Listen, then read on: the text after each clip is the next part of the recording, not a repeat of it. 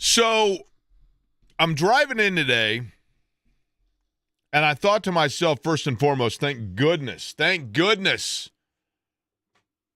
for the Java House Wrangler Energy Peel and Pour Pods, because I'm dragging today. I'll admit, it's a sleep deprivation Thursday. Partially because I was doing some stuff last night, and I'm a natural insomniac, and partially because I was up till the wee hours celebrating now as my diehard Toronto Blue Jays fandom. The fact that the Blue Jays now got one back against Seattle after getting beat in 2 games in Toronto, and now 2-1 in the ALCS after an offensive explosion the Bats woke up for Toronto yesterday, which is about as much time in Indianapolis Sports Talk Radio as one should spend on the ALCS when it's Toronto versus Seattle. But nonetheless, I got the Blue Jays hat on. I'm all fired up. I'm all ready, right? And I'm driving, and all I can hear in my head,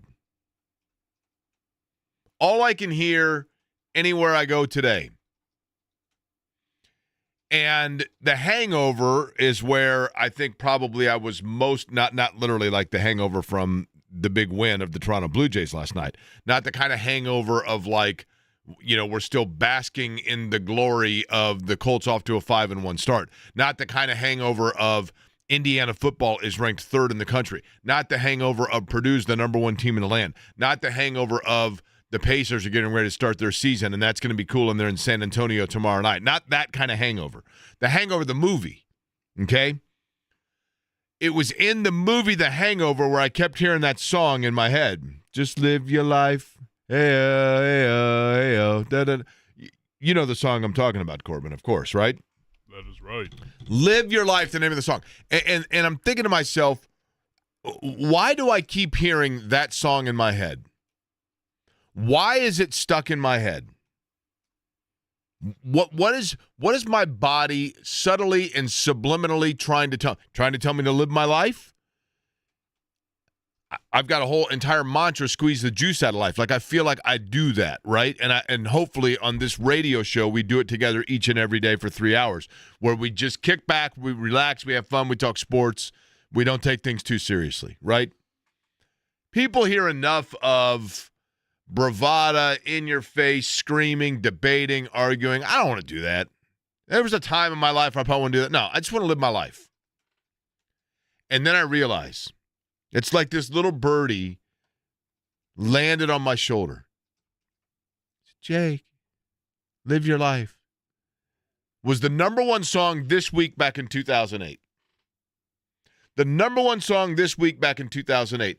And I say this because, and people I realize listening to me are like, I don't understand the significance of why this guy is leading a sports talk radio show in October of 2026 by referencing a song that now is old enough to legally vote. I get it. And then I realized I'm living my life like 2008. I mean, I'm not walking around wearing Rockin' Republic jeans. I'm not wearing the pointy shoes or the Affliction T-shirts like 2008. I don't know what my hairstyle was like in 2008, but I think I attempted to grow a beard. I'm not living my life like that 2008. But I am a little bit, because I look at the NFL standings. And I looked this morning to see where the Colts stand, because I still wanted to absorb and embrace the fact that the Indianapolis Colts, your Indianapolis Colts, the boys in blue, I know that's the Indy 11, for the shoe, for the boss, the Indianapolis Colts, the best record in the AFC. And I wanted to look at it again to make sure that it was real. And I looked at it and I thought, wait a minute. Who were the divisional leaders in 2008? The New England Patriots, the Pittsburgh Steelers, the Indianapolis Colts. Tennessee was right there with them, by the way, and Tennessee's awful. And the Chargers, the now Los Angeles Chargers, with Denver right behind them. And I thought, we are living, the world is circular. We are living in 2008. I don't know who the 2008 college football top 25 was. It certainly didn't include Indiana.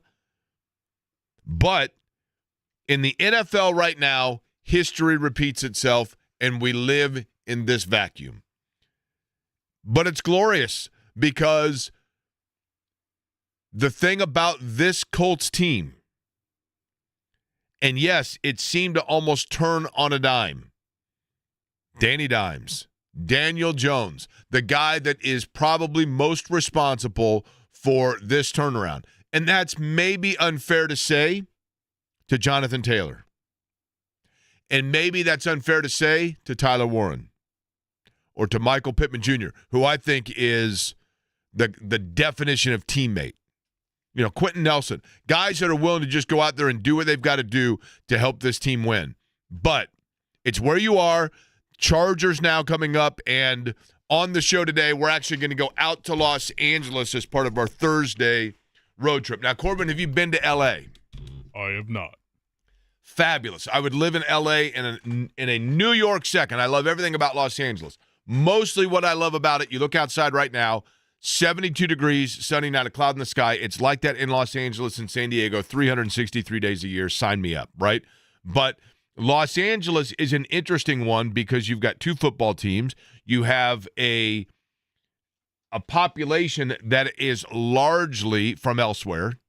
And so you go to, and I've not been there to SoFi Stadium to watch a game per se, but when you watch on television, you can see, yes, there's a Rams fan base.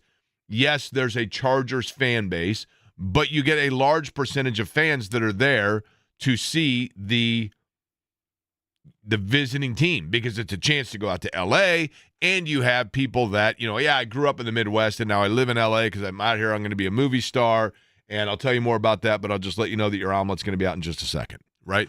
Now, so I'd like to know, with this game with the Chargers, which I do think is a challenge for the Colts, at the beginning of the year, it was one that you probably would have chalked up as a loss, and Justin Herbert is as dangerous or can be as any quarterback in the league when he's in rhythm, but he's easy to take off rhythm, I think.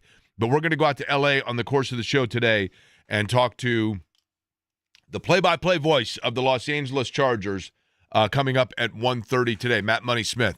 And a little birdie's told me this, which is perfectly fitting for someone who is a play-by-play voice of an NFL franchise in Los Angeles, Southern California. Matt Smith, who's going to join us on the show today, actually began his career as a record representative.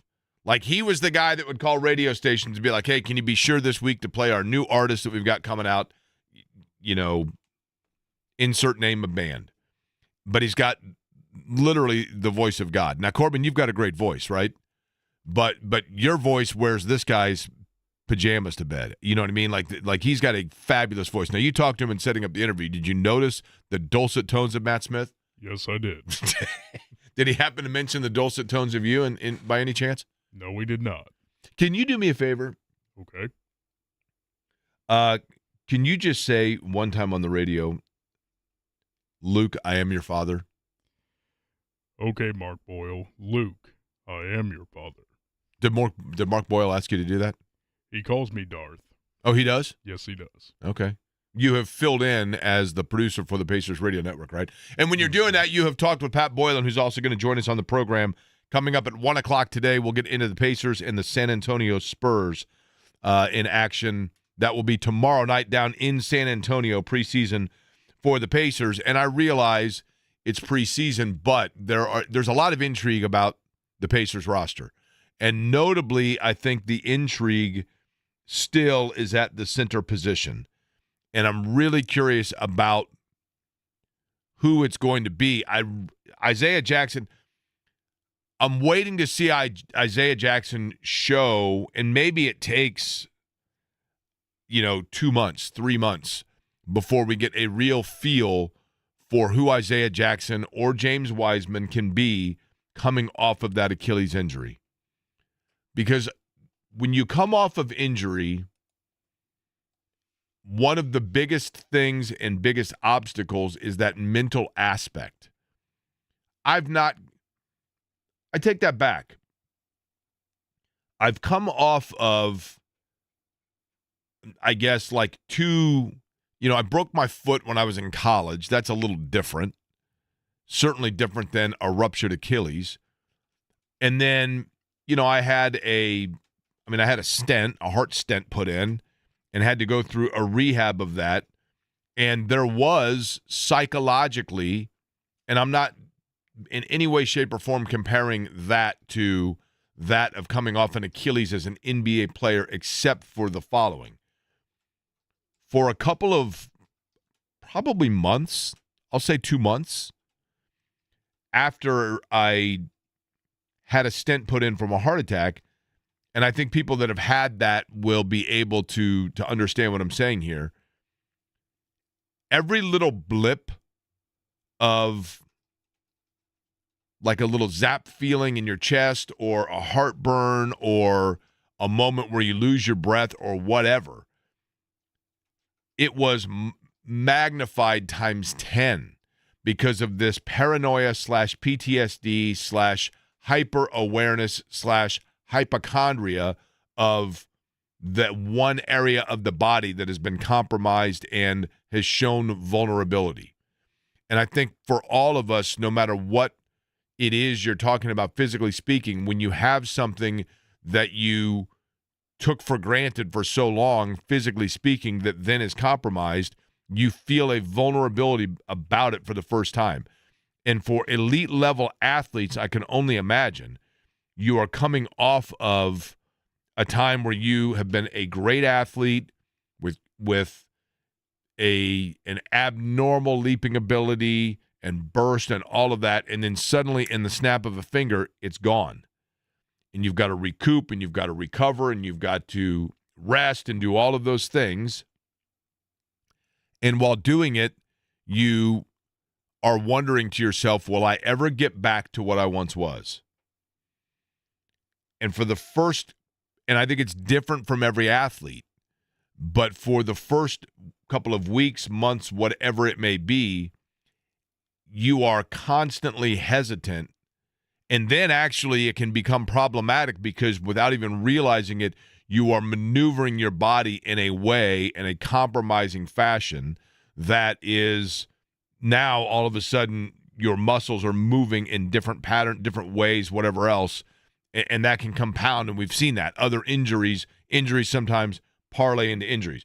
But for Isaiah Jackson to watch, as I did the other night, and watch him, I think there is, without him even being aware of it, there is this subtle like governor that is taking place where you don't want to push all the way because you do not flat out trust the body that was vulnerable, the part of the body that was vulnerable. And it's going to take a while to work through that. And it's easy for me. It's easy for you, Corbin, for Mark Boyle, Pat Boylan, people listening, Pacer fans. It's easy for any of us to say, I'm waiting to see what Isaiah Jackson can do. I'm waiting to see what James Wiseman can do. A year from now, I'm waiting to see what Tyrese Halliburton can do. Guess what? Those three guys are in that same grouping. They're in that same category because they too are waiting to see what their body can do. And I don't know what the time frame is before you get into that and you get rolling with that. But it's one of the things that is of intrigue and that we will talk about with Pat Boylan coming up at about 1 o'clock today. Corbin, did you do anything fun and exciting last night other than watch the Toronto Blue Jays lay it to the Seattle Mariners? No, Jake, it was a nice, relaxing evening at home. I would like to know what a nice, relaxing evening at home involved. Did you watch any sports? Did you watch television? Were you putty and you sat just sat in a blank room? Well, mostly it's just sitting on the couch with the dog, watching a little bit of TV. Okay. Maybe having a nice drink. Diet Coke is sufficient. Diet Coke is perfectly sufficient. Yes, thank you, Corbin. And, just getting ready for the show today. All right. Well, much appreciated that you were doing exactly that and getting ready for the show today. I was doing the same thing, actually, and got to thinking about it. And every once in a while, this does happen, where I guess my viewpoint is not overly original, because I will think about something, the Kurt Signetti, Brad Stevens comparison. I was sitting there the other day, like you, just sitting on the couch, not a dog but a cat, sitting there watching TV or whatever, when I had that epiphany of, and I think this was on Sunday night, and I thought to myself, I got it. I got it. I was like Greg Brady running around when he wrote the song. I got it. I got it. And I run out the kitchen, and Alice was like, he got what? I don't know what he's got, but he's got something. And I was like, I got it. And what I had was this epiphany with the Curt Cignetti coaching situation of, you know what? If Indiana is worried about Curt Cignetti going to Penn State, then they can take peace in the fact of thinking about and grasping why Brad Stevens has never come to Indiana. Because if Indiana fans, from a basketball standpoint, can say to themselves till the cows come home, this is a top-flight basketball program and the most desirable coaching job in America. And then Brad Stevens, a guy that grew up in Indiana, grew up a fan of Indiana basketball, played basketball, went to DePaul small school in Indiana, and has coached at a smaller school in Indiana in Butler. I mean, I'm not saying small program, but at the time he got there, a smaller school, certainly by enrollment and funding than Indiana University. And now we know where he is with the Boston Celtics. And people were like, he's going to lead the Boston Celtics to come coach Indiana. Brad Stevens is coming home. And each time that Indiana has thrown out that offer, they have gotten the same response. And when you really step back and objectively look at it, you say, I get it. I get why. Why would you leave the job as the president of the Boston Celtics to come do a rebuild program of Indiana basketball to bring it back to what it once was when you were a kid? And I thought to myself in this epiphany, you know what? That's what Curt Cignetti is with Penn State. Why would Curt Cignetti, who grew up in Pennsylvania, I don't know whether he grew up a Penn State fan or not. I would say maybe not because he went to West Virginia, not Penn State, but grew up in Pennsylvania in the height of Penn State football and its influence and its great coach and its legacy in Pennsylvania. Grows up there, coached at smaller schools in the state of Pennsylvania, and I'm sure people in Pennsylvania are saying, see, then it's destiny he comes back to coach in his hometown state. But like Brad Stevens, if you're Curt Cignetti, you look at it and you go, but why?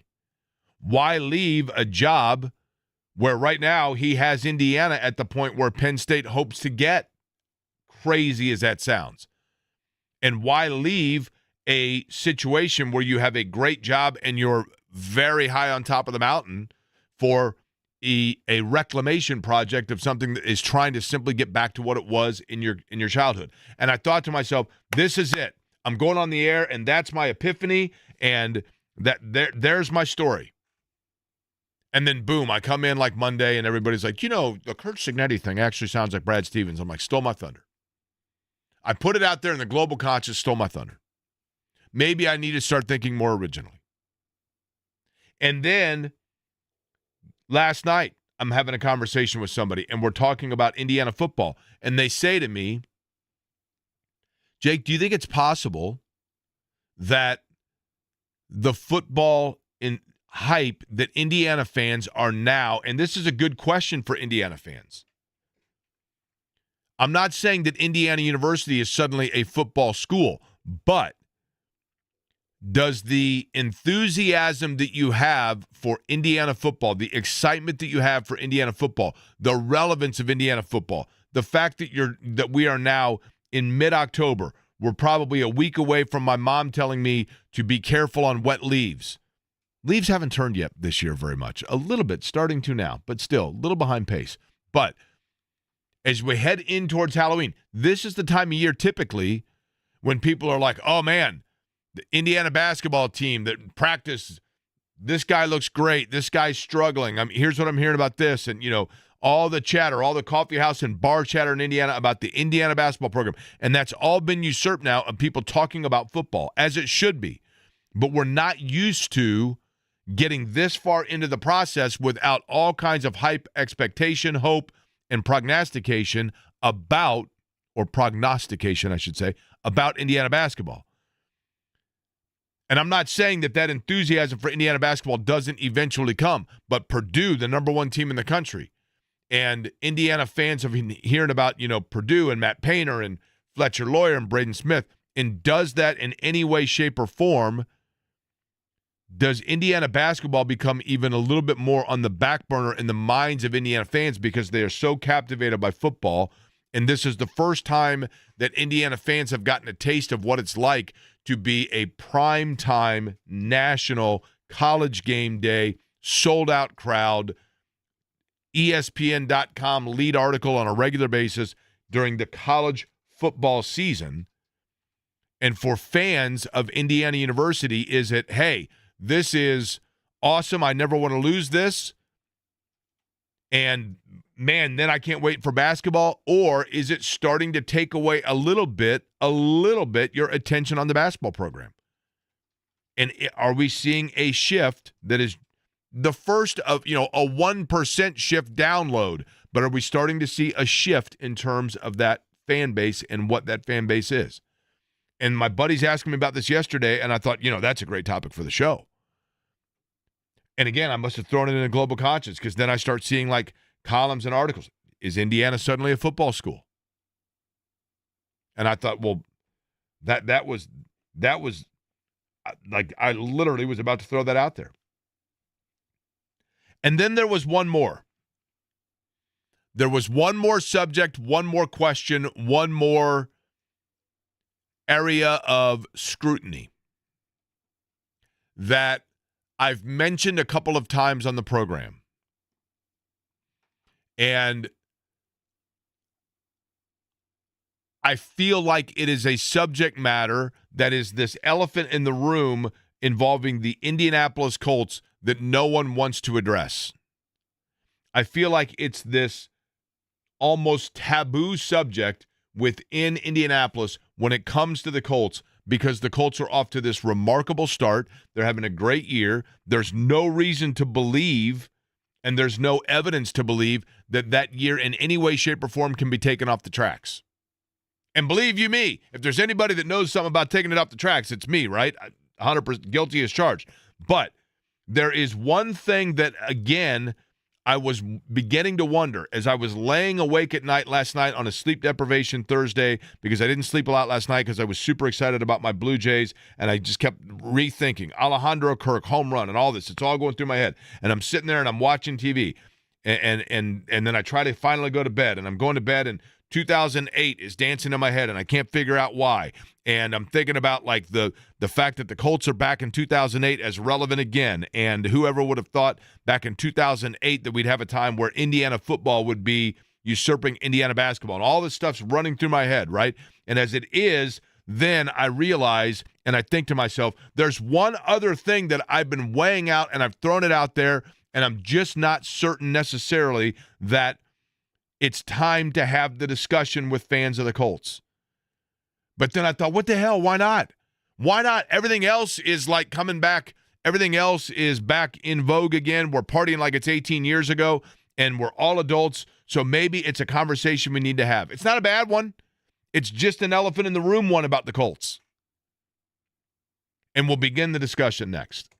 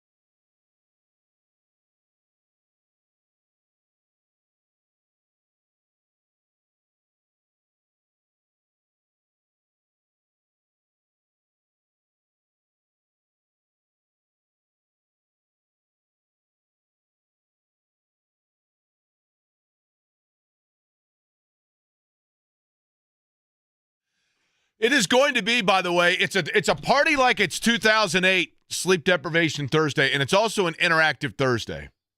One of the things that admittedly is a weakness of mine is I need to interact more, right? Like, for example, Matt, who writes in, and you can always do so via text to the program. 239-1070 is the station text line. You can also text my own phone if you would like.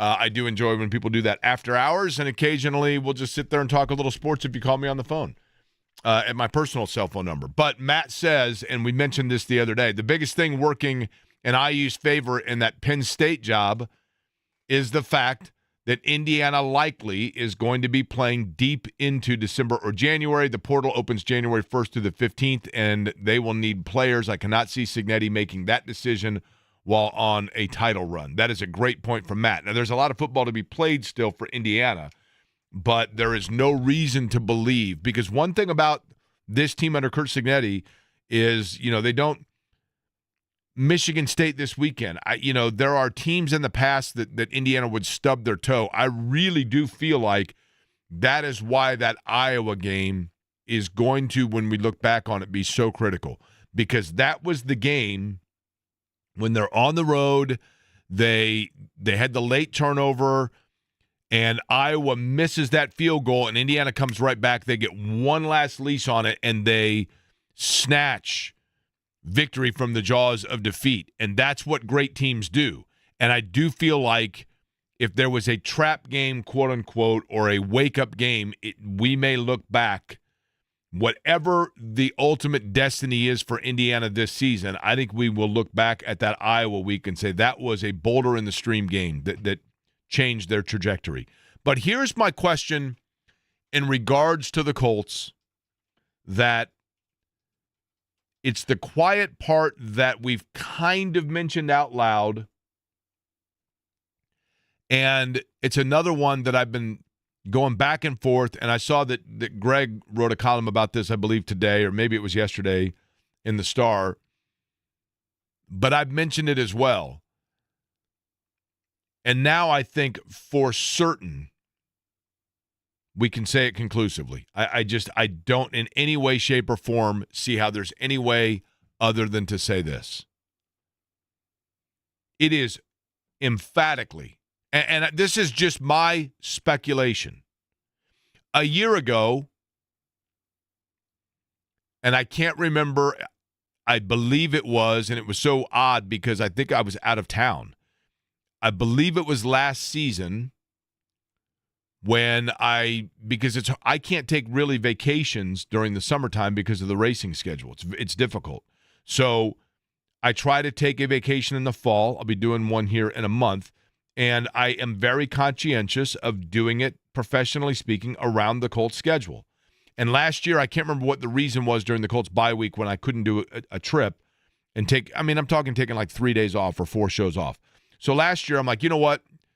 Which week is it that is the most innocuous to miss shows? What? And this was like in August. Okay, I'm having to look at my schedule and my life based on what I'm predicting the Colts are going to do last season. And I looked at it and I said, the game here on the schedule that looks like it's going to be the one that I can just kind of slide out and do the Irish goodbye on for the week, that probably is not going to be the most noticeable, will be what really is going to happen in like late October against Minnesota.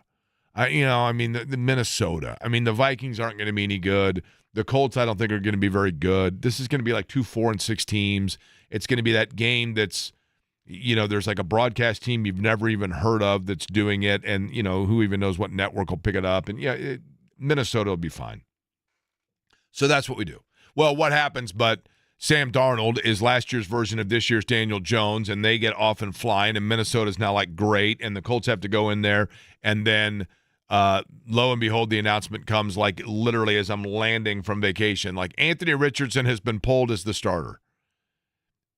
Joe Flacco will now start. And at that time, I sent a tweet with simply 2 words, and I said, it's over. And rightly so, I caught a lot of heat for it. Rightly so. People jumped on me and said, that is the most knee-jerk, sports talk radio absurd thing that I've ever heard, okay? And I'm like, you know what? Maybe that's true. Maybe, in fact, there is time for him to still turn it around. And they did give him another opportunity, and he did have the opportunity to get the chance to be the starter again. And they bring in Daniel Jones, and I think we all thought that Daniel Jones was brought in simply to push him and wake him up. I think we all thought that. I think Daniel Jones was going to be the Colts version of the Iowa game for Indiana. The, wake up of, okay, if you've got it, Anthony Richardson, if you are Indiana football, then Daniel Jones is your Iowa, and let's see how you respond. And then Daniel Jones did what it was that Shane Steichen wanted him to do. He was an obsessive football guy. He was a you can't peel the playbook out of my hands guy. He was the I'm going to be in early, watching film, doing everything, analyzing, breaking it down guy. Okay? And so the fact that Jones came in, I still thought to myself, okay, I was wrong with that. My two-word response of it's over, I was wrong. And Anthony Richardson now, because there's a veteran there that's going to show him how to do things, he is going to, in fact, finally show the promise that they've been waiting for. And for whatever reason, I'm not even saying it's Anthony Richardson's fault at this point, but for whatever reason, he is a magnet to the bizarre. And it is not his fault per se that it's not at all his fault. I mean, I wasn't there, but I think we can say that a medical device malfunction of a band snapping and hitting him and fracturing his orbital bone and knocking him out for 4 weeks, 100% that's not his fault. That's a fluke thing. However, if I were to stop any fan of the Indianapolis Colts in the middle of July and say, I come from the future in mid-October, and there's one player on the roster that is going to go on IR because they're going to be doing an exercise with one of those band things that you stretch out to like a resistance band, and it's going to snap, and the apparatus itself is going to come flying back and hit the player in the eye, and they're going to be out for 4 weeks. I come from the future, and I'm not going to tell you what player it is. If I said that to 1,000 Indianapolis Colts fans, 999 of them would say, well, it's got to be Anthony Richardson. I'm not even saying it's his fault, but he has been a magnet to the bizarre and to the just what that injury, really? Like you get sacked and it dislocated your pinky? Okay. Consecutively. And there just seems, for whatever reason, I'm not saying it's his fault, but for whatever reason, he seems to just come like literally buy the quarterback, get the drama for free. And now he's on IR, and I'm thinking to myself, this guy 2 years ago was handed the keys to the franchise, and now in the middle of the year, he's being placed on injured reserve, and most people don't even know he's on IR. It's just like, well, yeah, I think he's out, right? Didn't he get hurt or something? And by the way, Daniel Jones, what do you have to say about the Chargers defense? And he is literally, he's out of sight, but he's not out of mind. But it's over. It's over. And I'm curious, like, I don't think anybody wishes ill will on the guy, and I don't think anybody knows whether or not, is he Jamarcus Russell? Is he, there have been a million quarterbacks that Drew Lock, that like they came in and it's like, oh man, this guy's he's an athlete, he's got a big arm, he's going to be a great player, he's going to change things, and then you like Heath Schuler, he's big, like look good, he came out of the SEC, played well, and then boom. Never hear from him again. And literally 3 years later, you're like, is that guy still in the league or not? And I literally, the quiet part out loud now is it's over. The Anthony Richardson era is over. The experiment is done. And it almost feels like now the Colts have their reasoning to finally let us know what they didn't want to let us know because it would have been admitting their own mistake. But it's not their own mistake anymore because now you can look at it and say it just didn't work out. There were just, the injuries. You can't put that on us. Hey, Jake, wasn't it the pole in the locker room that he attached the band to that broke and not the band itself? I think I had heard, or I think those bands, don't they have like a plastic thing at the bottom and say you put your foot down through that and then something snapped and that plastic, it was what was attached to the band, I think, that came up. I don't know either way. All I know is whichever way it was totally bizarre. Oh my gosh, Jake. You take forever to get to your points. I love your opinions. It's just so hard to sit through the 20-minute lead up to the actual point. I understand, but I do appreciate that you sit through the 20-minute lead up for the actual point. I do. I understand it. I get it. But I appreciate you listening. When we come back, there was something said yesterday that I thought, what do you know? We played an audio clip the other day, and now all of a sudden there's a retort. There's a response. Let you know about it, and Pat Boylan, Pacers Radio, joins us in 18.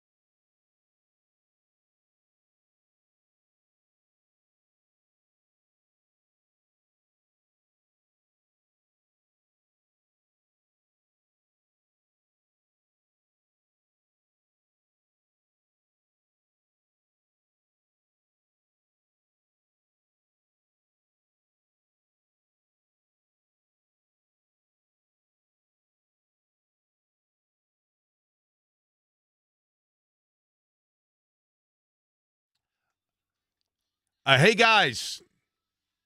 Remember I said Interactive Thursday. That includes those that want to be critical. I'm cool with it. I get it.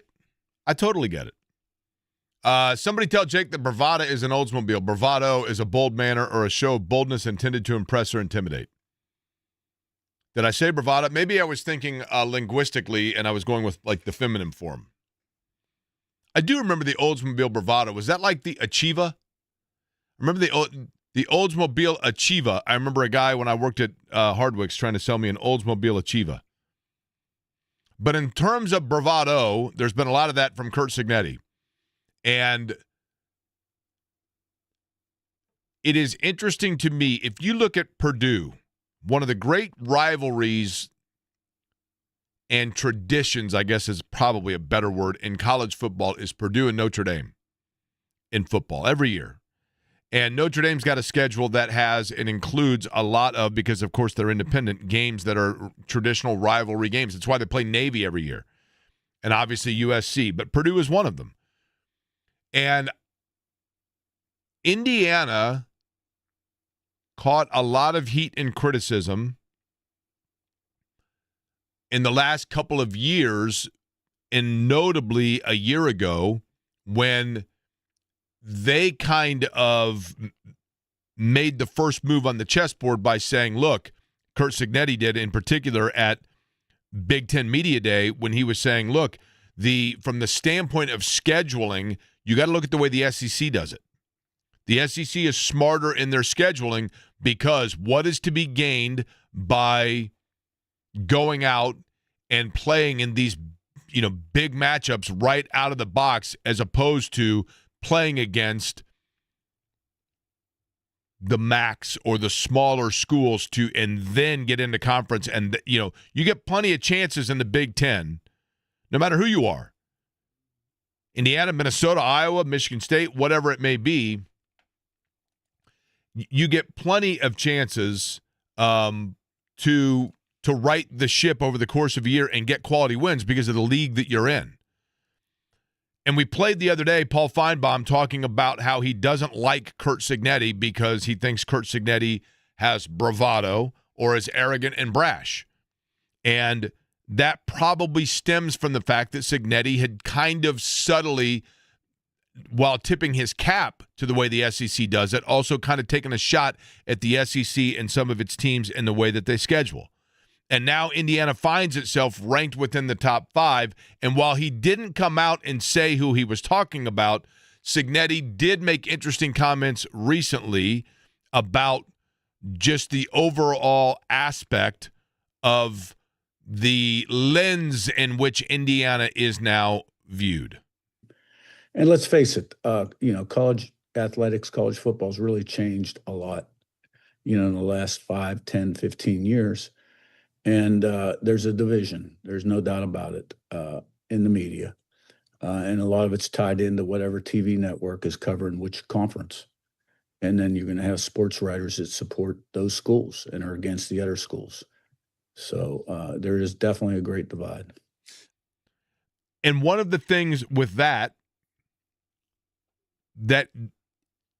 comes off of that great divide of the perception of programs, right? And the way that they're covered. You can nuance that and say, perhaps there is this quote-unquote great divide. And that great divide, to an extent, is not just the way programs are perceived and or covered, but also the way that they are branded and marketed. And this has been for Indiana, as it will be for Purdue with Barry Odom, as it will be for, could have been and may still be for Minnesota with PJ Fleck, whatever, and in basketball, for Indiana basketball, to try to get back to where it once was and has always wanted to be back towards. For Indiana's revival here, and I know we've talked a lot about Curt Cignetti this week in Indiana, but I do believe this is the best story in college football, and they might be the best team in the country, which is literally still impossible to grasp. But there was the perfect storm in favor of Indiana here, because of that divide that Cignetti talks about in the way that teams are perceived. It's because you have an old guard that almost refuses to accept the possibility that the rest of the teams in college football now are able to do what the SEC has always done. What's the SEC always done? The SEC has always prioritized football, and USC is in this category as well, and the big independents prioritized football and done whatever it takes to win. And, you know, I'm watching a documentary right now on USC football and the dominant teams that they had. Cocaine Quarterback's the name of the documentary, about a guy that was a walk-on at USC. And it's talking about just the lifestyle of USC football and the Reggie Bush, Matt Leinart, Carson Palmer, Lendell White era. And it's the wild, wild west. These guys are going around, they're glitz and glamour, and they're red carpeting in L.A., and they're hanging out with Paris Hilton and Kim Kardashian and all of it, and Will Ferrell's on the sidelines, and Denzel's on the sidelines. And Lendell White says in the documentary, he's like, we got whatever we wanted. And you think that didn't take place at SEC schools for the last 30 years? And the fact that these programs that are selling out 105,000 seat under the lights, games, and the SEC was doing now what is legal across the board. And that great divide in terms of the way that college football is covered and interpreted is actually now homogenized in the way that it is marketed and branded. Because if you are Indiana, or you are, for that matter, if you want to be at Minnesota or Purdue or Boise State or whatever school you want to think of, Baylor, you now have carte blanche essentially to do what other programs were doing only in the dark. And with NIL and the transfer portal, it's the wild, wild west where it is come one, come all. And it is hard for traditionalists that have traditionally thought that only the Tennessees, the Floridas, the Alabamas, the Auburns of the world could behave in such a way because their football matters and their football is prioritized and they understand what it takes to win. And now having to understand the fact that what it takes to win is actually in the grasp and in the palm of any program that wants to do it. And Indiana is one of them. They went out and they got a coach. They put money into facilities. They got transfer portal. They got NIL money. They came up with their own means and fashion of a collective before NIL was even announced. And here we are. So he's right. There's a great divide in the way it's interpreted. But there is not anymore a great divide in the way that it's built. Pat Boylan, Pacers Radio, joins us next.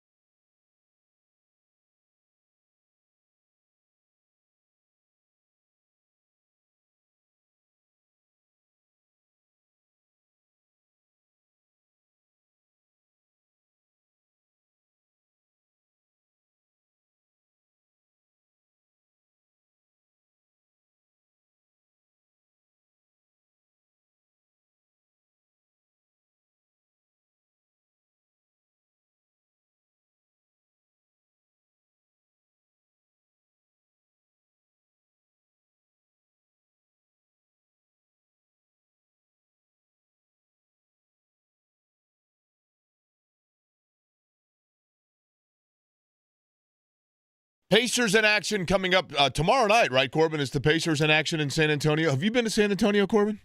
No, I have not, Jake. They got that river walk. You can just go out here to the White River and just walk up and down, or not the White River, but the canal. Just walk up and down the canal.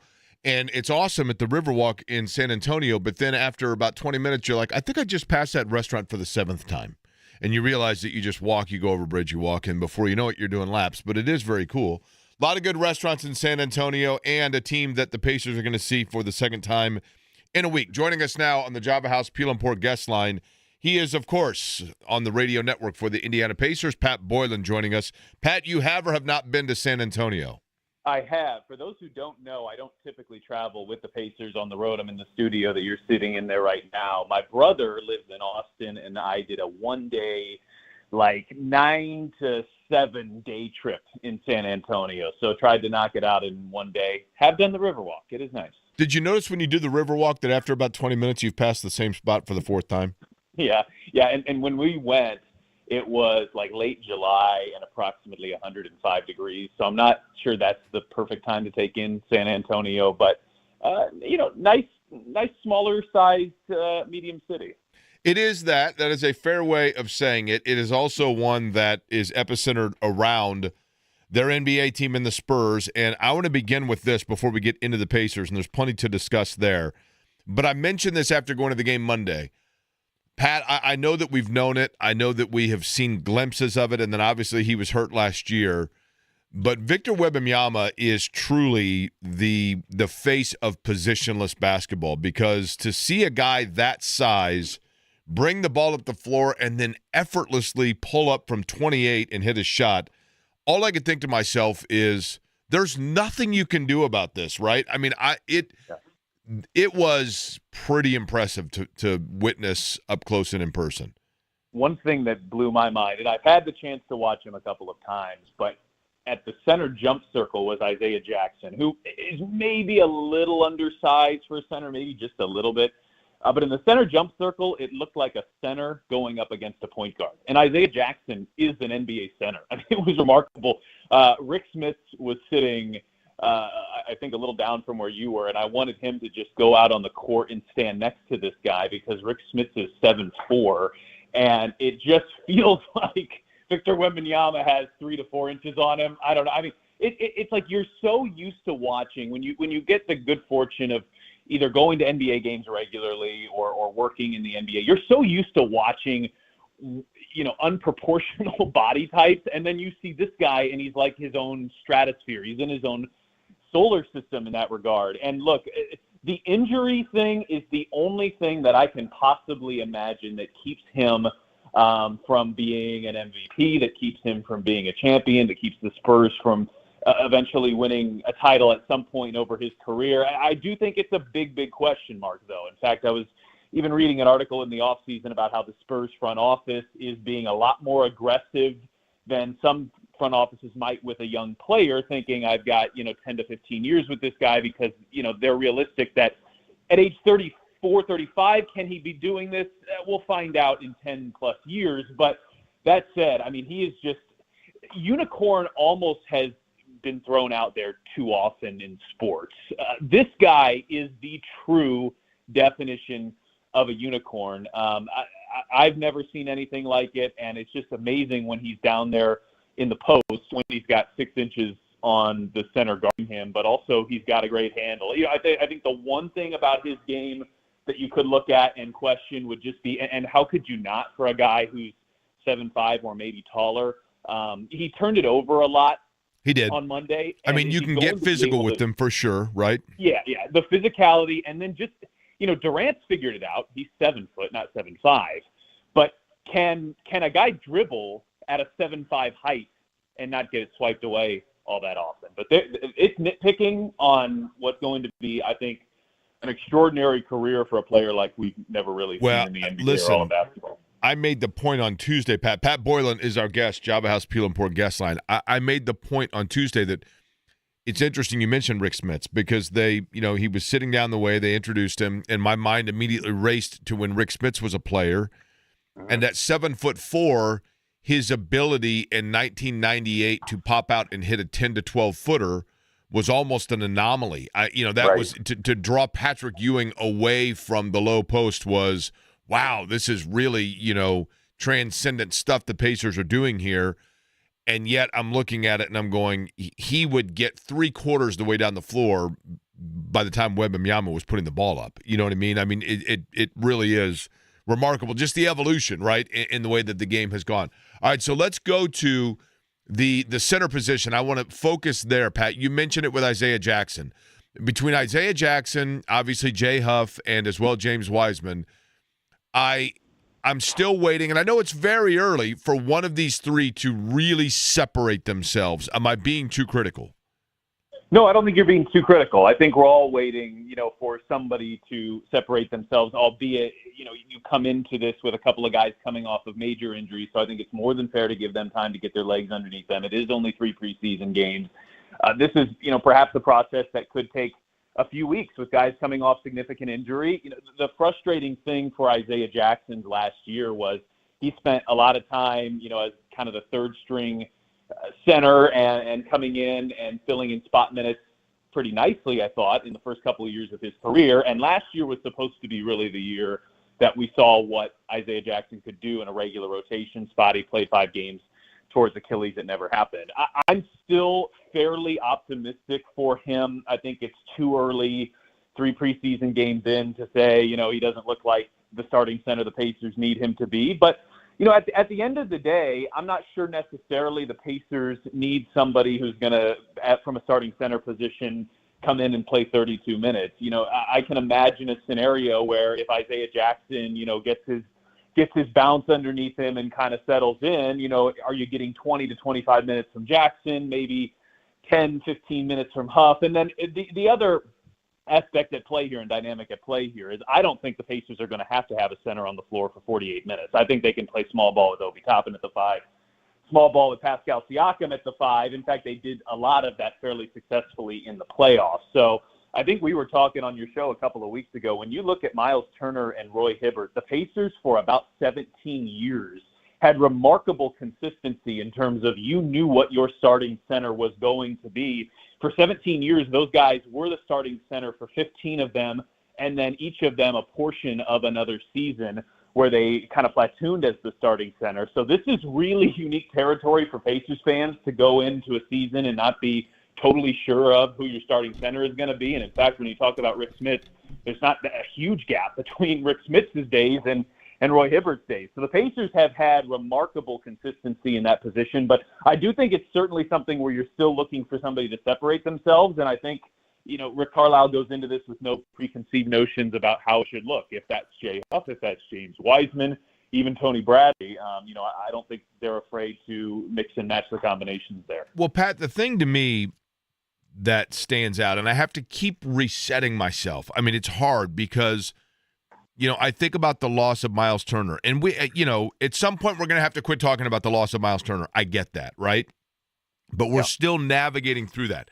And you almost forget that you're going into a season with no Tyrese Halliburton. So you're like, okay, that allows for some flexibility of figuring things out in other areas perhaps.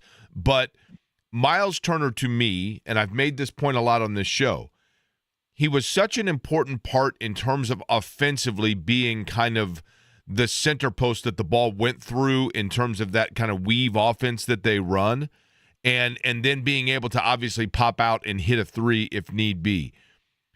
Do they look for a player or hope for a player that can replicate that sort of style, or do they say that's what made Miles Turner unique and we cannot rest on trying to replicate that? We've got to reinvent the way we're playing.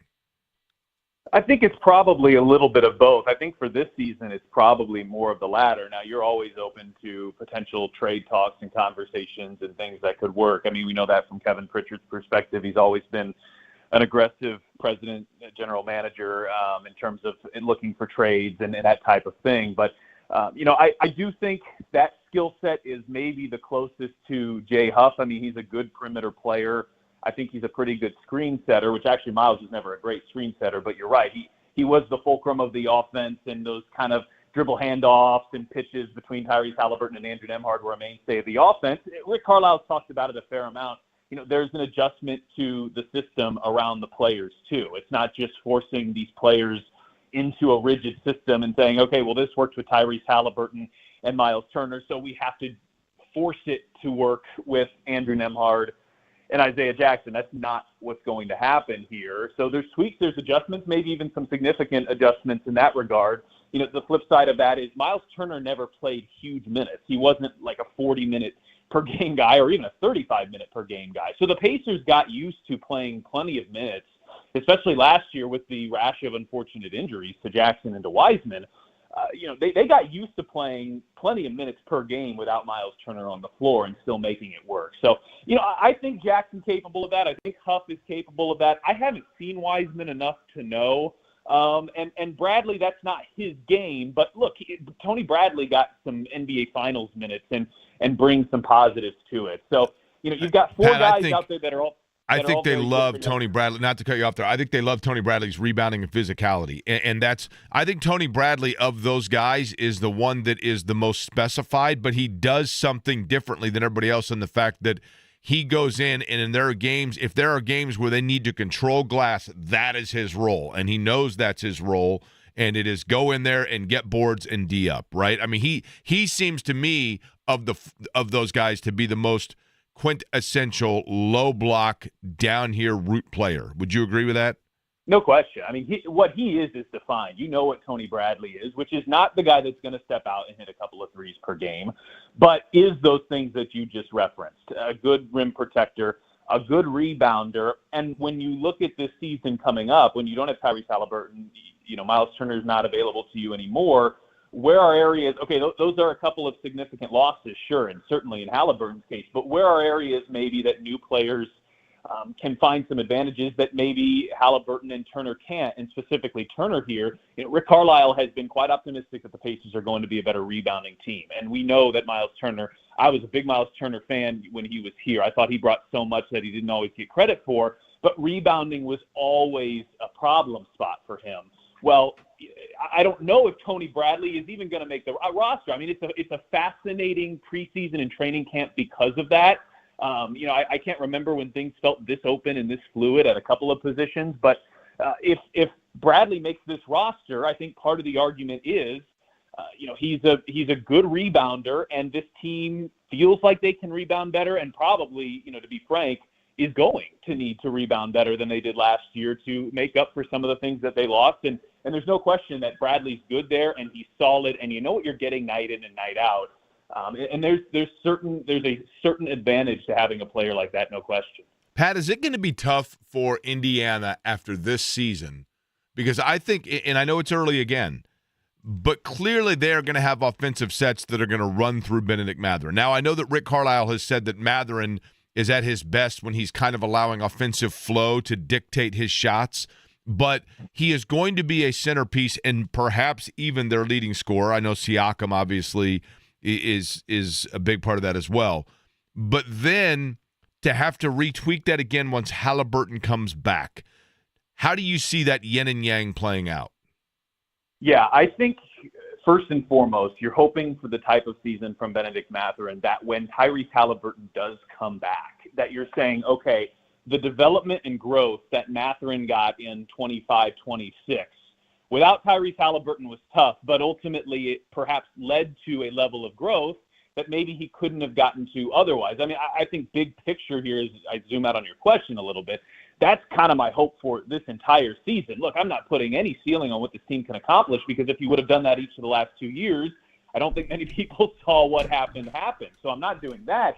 But I do think you look at the season and you say, okay, if the Pacers in a few years from now down the road can have the level of success that they're hoping to, maybe even win a championship, can they look back at the 25-26 season as a growth season that helped lead to that? And when you take it from that premise, Benedict Mathurin to me is the guy that jumps out the most in, that concept. And I think it's a big year for him to figure those things out at a higher level, so that when Tyrese Halliburton comes back, it's not the adjustment that it might potentially be. I think it's areas he's improved upon. I think he's quicker from a decision-making perspective. I think it's processing and trending in the right direction.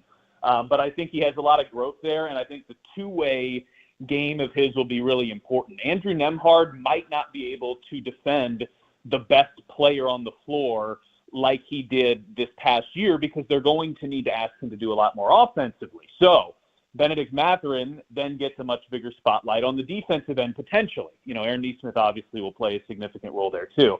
And can he have the type of growth defensively and then from a decision-making perspective and a ball movement perspective that makes the rest of this team work?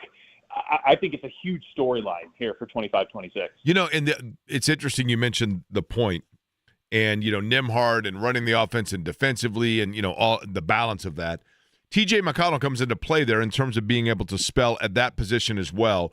But I'm going to make a statement, and then, Pat Boylan, I want you to critique for me how off-base the statement is because I'm wrong about, 8% of the time of things that I say. So I want you to tell me if I'm wrong here, okay? TJ McConnell, in coming off injury here in the preseason, you treat it with kid gloves and you take as much time as possible to get him back, partially because of the fact that it is a season that you can perhaps see what other players can do in that area, and also partially because he is such a critically important piece for them from an energy standpoint that because of his age, you want to wait and preserve some of that for when Halliburton comes out and not put too many miles on it this year. Your thoughts?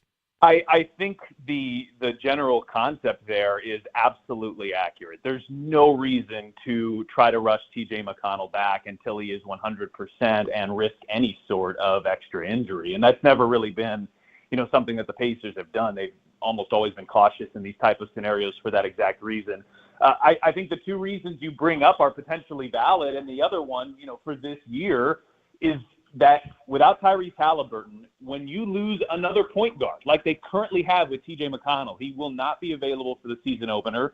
And the last we've heard from him was Rick Carlisle saying, we'll talk again November 9th because it was October 9th when he announced that he would be out for probably about a month and said, we'll talk again November 9th. So he's going to potentially miss, upwards of 10 games with this hamstring injury.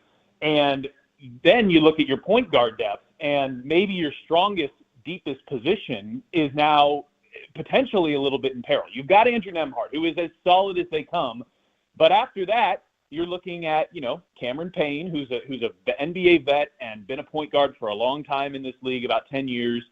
You've got Quentin Jackson, although he suffered a recent injury, Ray J. Dennis. You've got players in there who are potentially intriguing, maybe even a little bit of Taylor Peter.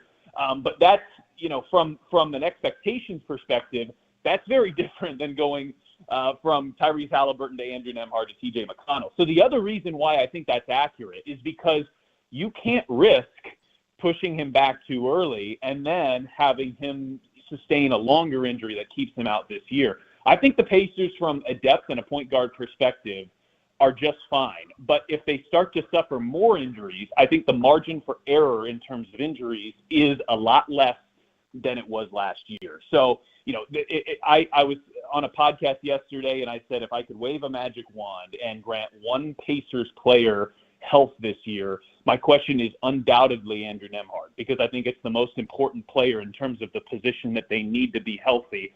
If they lose him, then they're really in a challenging situation. Along those similar lines, they're going to need TJ McConnell to be healthy for a vast majority of this season. So if he's not out there for the first handful of games, you figure it out in the meantime, but you get him back to 100% because it's obvious how impactful and important he is on this team. We just saw it last year. Pat, most importantly, Red Panda back this year? Do we know? I thought I saw something that she's getting back into the flow of things. I think that answer is yes. Okay, well, we'll look forward to it. You know how I am with the halftime shows, right? Likewise, yeah. That's the gold standard without question. All right, Pacers and Spurs. That is going to be tomorrow night, 8 o'clock. You can hear that right here on this radio station. Pat Boylan, along with, of course, Mark Boyle and the Pacers Radio Network. Eddie Gill also, I assume, going to be on that broadcast tomorrow night, right, Pat? Yes, sir. All right, we appreciate the time. As always, Pat, have a good weekend, and chirp, chirp, good luck to your Cards. Hey, thanks, Jake. Good to talk to you. All right, Pat Boylan joining us on the program. Speaking of this weekend, it is Colts out in L.A. taking on the Chargers. Corbin, I don't know if you happen to have the like a little thing of peanuts or if you're going with the cookies, but we are going to go ahead and hop on a bird and take a road trip, right? Wouldn't be a road trip if we're in a plane. It's a plane trip, but nonetheless, we're going to go out to L.A. We will get the Chargers' viewpoint on things. We'll do it with the voice of the Chargers, and we'll do it next.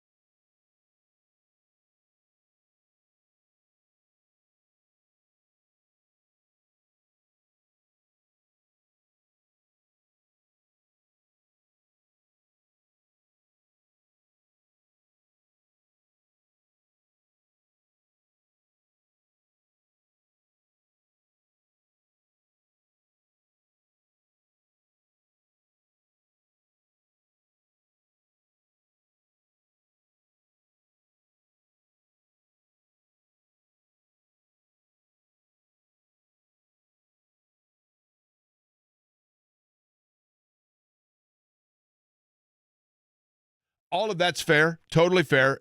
This I disagree with. Anthony Richardson is still the Colts' future. I totally disagree with that.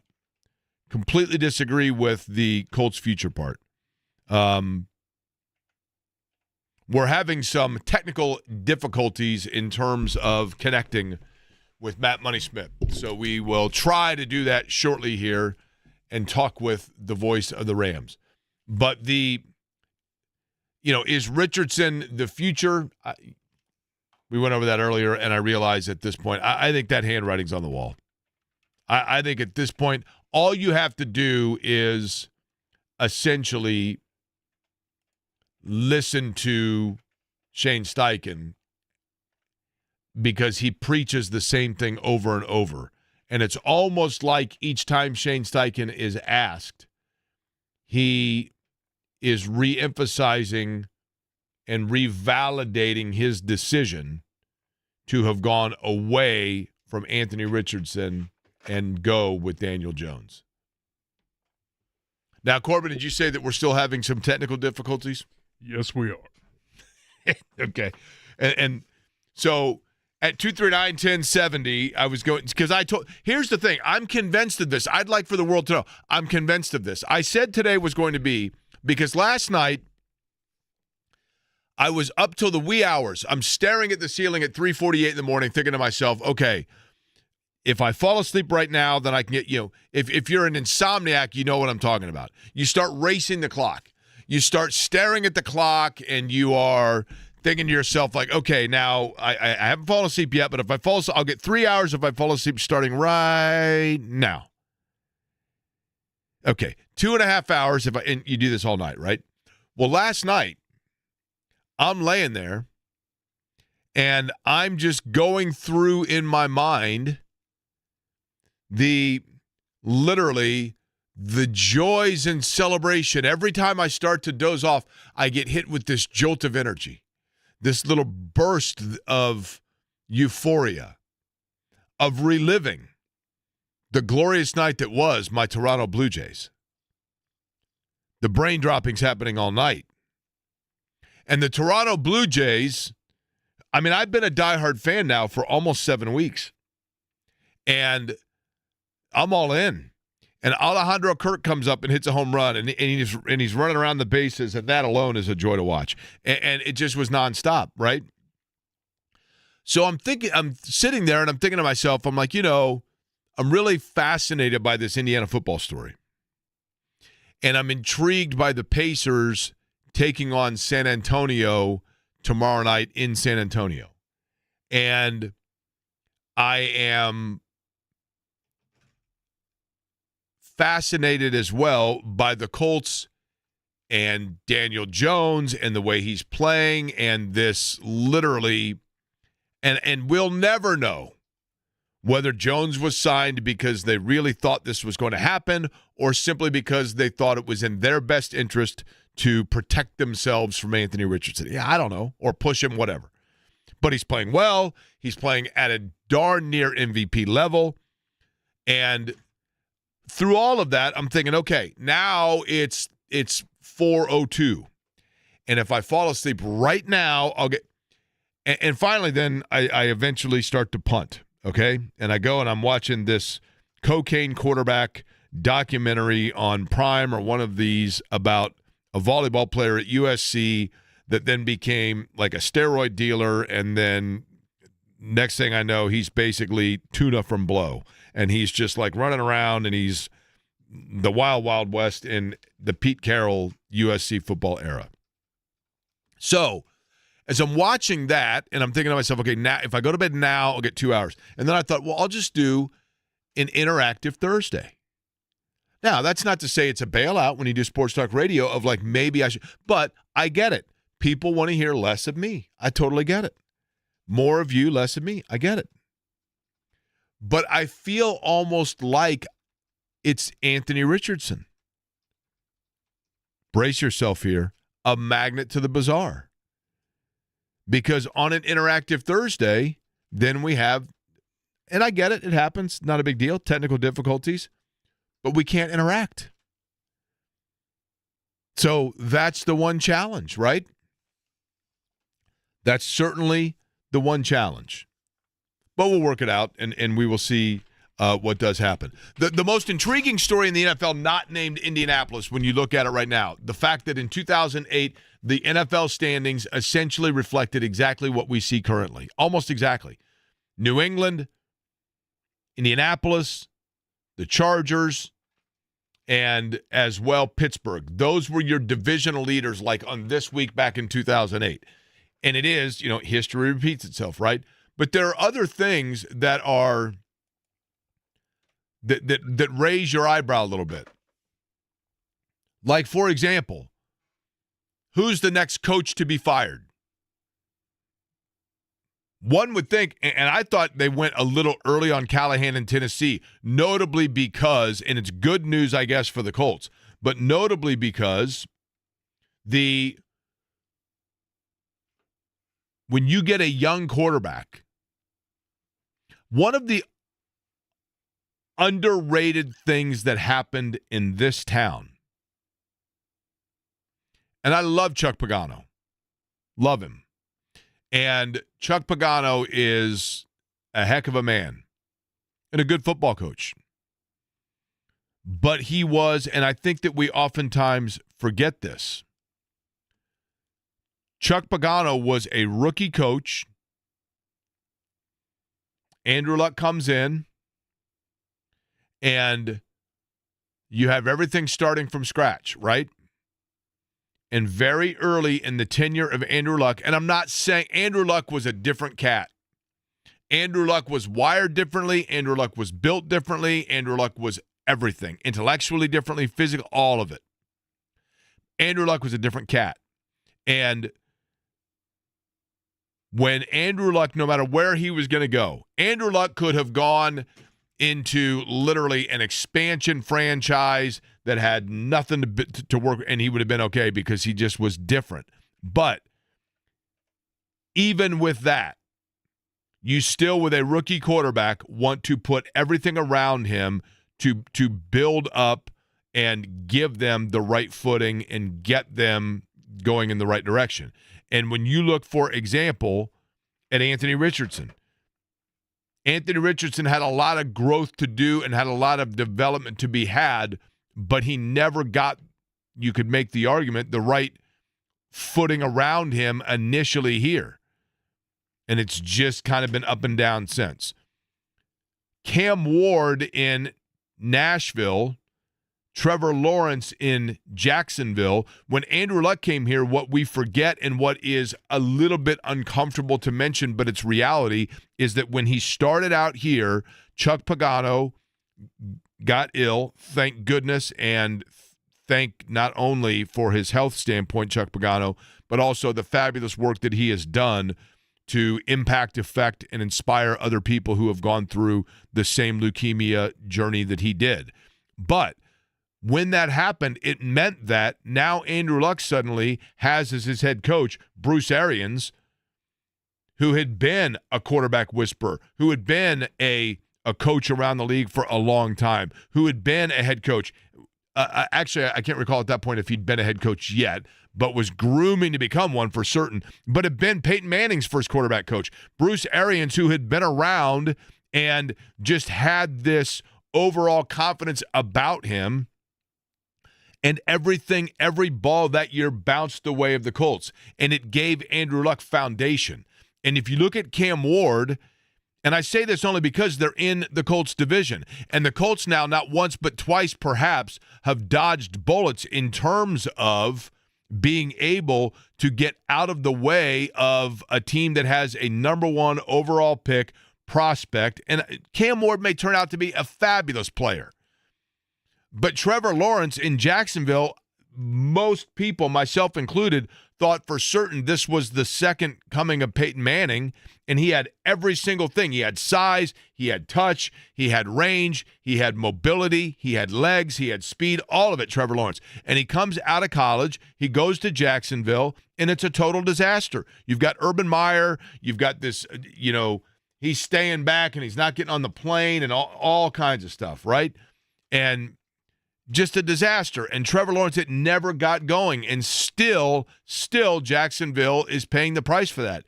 So Cam Ward comes in now as a rookie, and through 6 games, he's already got a coaching change. I was stunned that Tennessee did that this early. There are other coaches that you look at and you say, okay, like Miami. And again, I realize it's all cyclical. I realize that it's one of those things that you're like, 2 years ago, Mike McDaniel was this genius. He was this boy wonder, right? He was Nate from Ted Lasso. And now he's sitting there and he's struggling to hang on, and it seems almost a certainty. Literally, the biggest race right now is not just Miami and the Jets to see which one finishes last in the AFC East, but also which one's going to be looking for a new coach first. The Jets have been terrible. I'm not saying they have a lot of talent, but they look completely unorganized and sloppy. And that's probably right now outside of Indianapolis the biggest question mark in terms of what happens moving forward in the NFL of which one's next looking for a coach. Which one's it going to be? We'll try to get back with Matt Smith, by the way, get the Chargers standpoint of things. Right now, the plane's still at the gate. That much we know. Plane's at the gate. They're not de-icing, but they've just called out.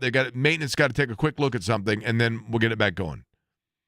But back into the NBA, we do it next.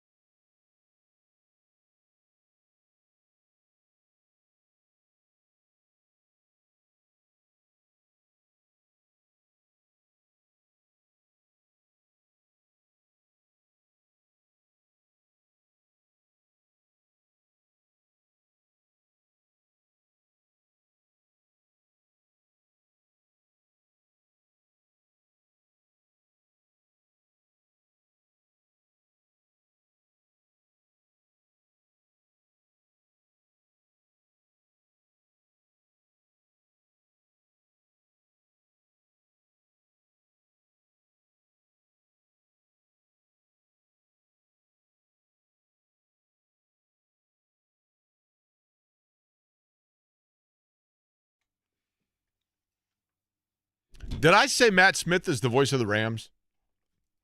I will confuse that 10,000 times, admittedly. Rams and Chargers.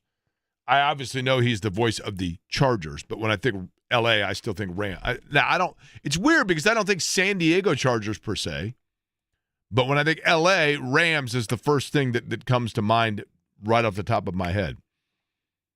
I mean, they both are blue and yellow. They both got the yellow thing going across the helmet. They're both in L.A. now. They play in the same stadium. I'll get this confused until the end of time. I'm going to be completely screwed when I'm older and I'm having like some sort of cognitive issue and they're giving me some sort of cognitive exam and they're like, well, just ask them the simple question of which team plays in L.A. I'm like, oh, man, which one?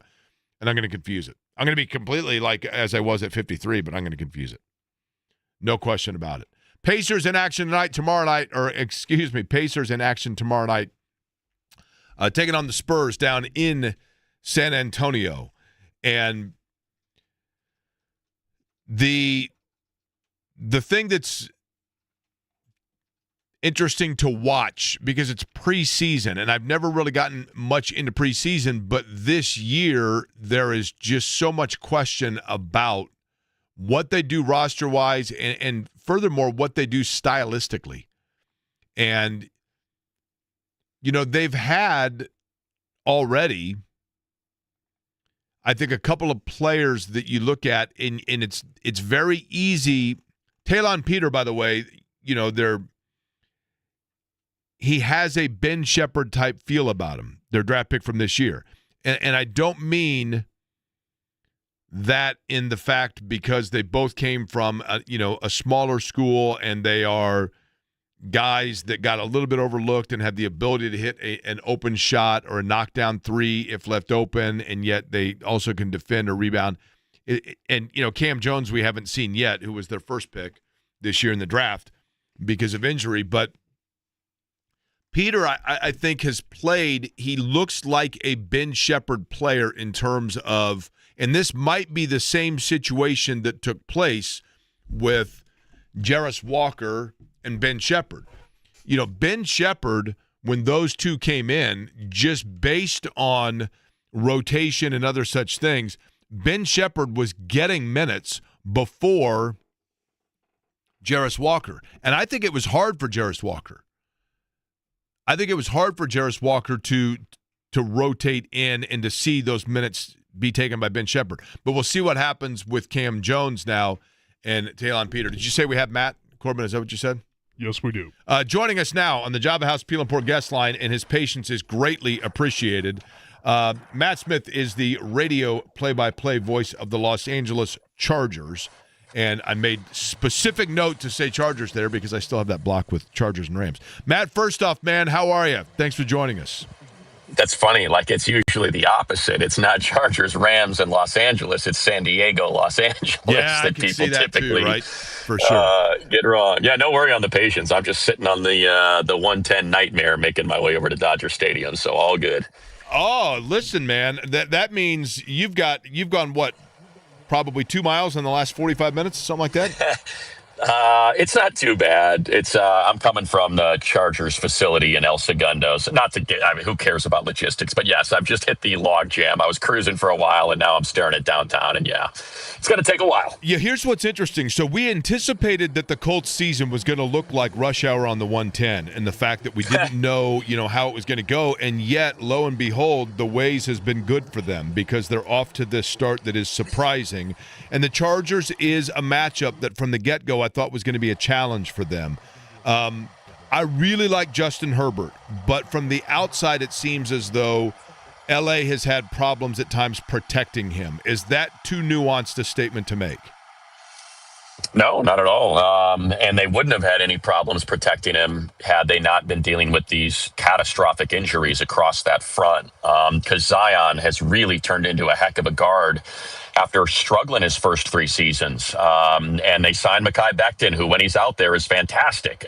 Then you got Slater and Alt on the outside, and, man, you got yourself a conversation for the best O-line in the league. Unfortunately, Rashawn Slater, an all-pro, is gone in training camp. Joe Alt, gets rolled up on in the New York game. And now you're on literally tackles 6 and 7. They're backups, Trey Pipkins and Jamari Sawyer were out last week. So you're on Austin Deculus, a practice squad tackle, and Bobby Hart, who they signed to the practice squad about 2 weeks ago and hasn't started a game since 2021, were out there on Sunday. So that's certainly what's led to it. They've had to adjust the way they, this offense not looking like we think it should look, and a lot of these deep shots taking advantage of all that strength that Herbert has in that right arm of his. It's interesting when you look at, for example, Matt, the way that they distribute the ball through the air with Justin Herbert. It seems as though, from a receiving standpoint, that they've got a pretty balanced core of players. Is that because Herbert has the ability to create, extend, and go through his reads and get to a second and third check? Or is it by design of Jim Harbaugh to consistently keep defenses guessing as to where they're going? Yeah, I think it's probably a product of just the roster. Last year it was pretty much Ladd and almost nothing else. And even when teams were doubling in the playoff game, even triple teaming Ladd, he still, against Houston, even though it was a mess of a game, put up 197 yards and a touchdown. This year is much more similar to what we've seen in the past. Like his rookie year, when favorite people in all of football, Shane Steichen, was his offensive coordinator, he just threw to who was open. And even though he had Keenan Allen and Mike Williams on the team, at the end of the year, you look at the stats and you're like, who's Tyron Williams? And why does he have 450 yards and 3 touchdowns? Who's Jalen Guyton? And why does he have 400 yards and 3 touchdowns? Like, that's just the way Herbert's always been. If you're open, as long as you don't drop the ball and you don't mess with, kind of what he thinks what you're supposed to be doing and where he's going to throw it, you're going to get the ball. And I think that's, like, we just saw it this last week, right, where Tyler Conklin was getting snaps. And now Aronde Gadsden, 5th-round rookie out of Syracuse, has just kind of stepped in there. He fumbles on the first reception, turns it over to Miami, but he's, trying to get a first down and extend the play.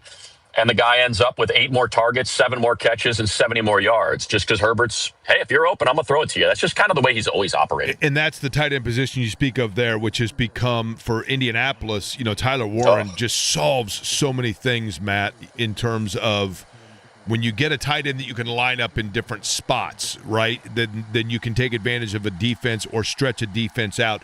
Defensively, what will Daniel Jones see in forms of the Chargers, and what is their strength and their deficiency?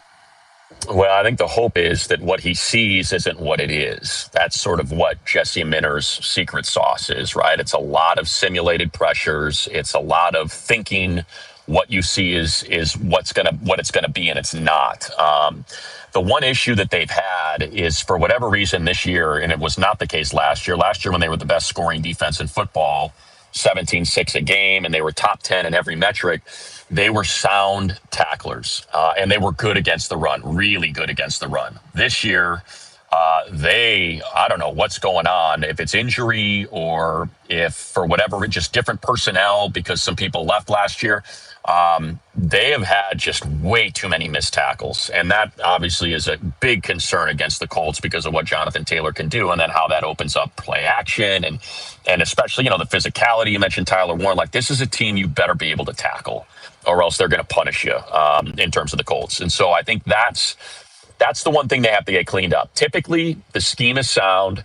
The players are usually in the right places. We've seen a little bit more of that this year that we didn't see last year. The Darren Waller touchdown last week is a perfect example of passing a guy off to nobody. That hasn't happened a lot. But I think ultimately, unless the Chargers change some things that we've seen the last 3-4 games, it lines up okay for the Colts because this run defense, with the absence of Khalil Mack, with the absence of Denzel Perriman, has gotten real leaky in a hurry. Now, Perriman should be back out there, the linebacker. I know he's not a big name, but he's a thumper. He's exceptional at finding the right run fit and making it happen.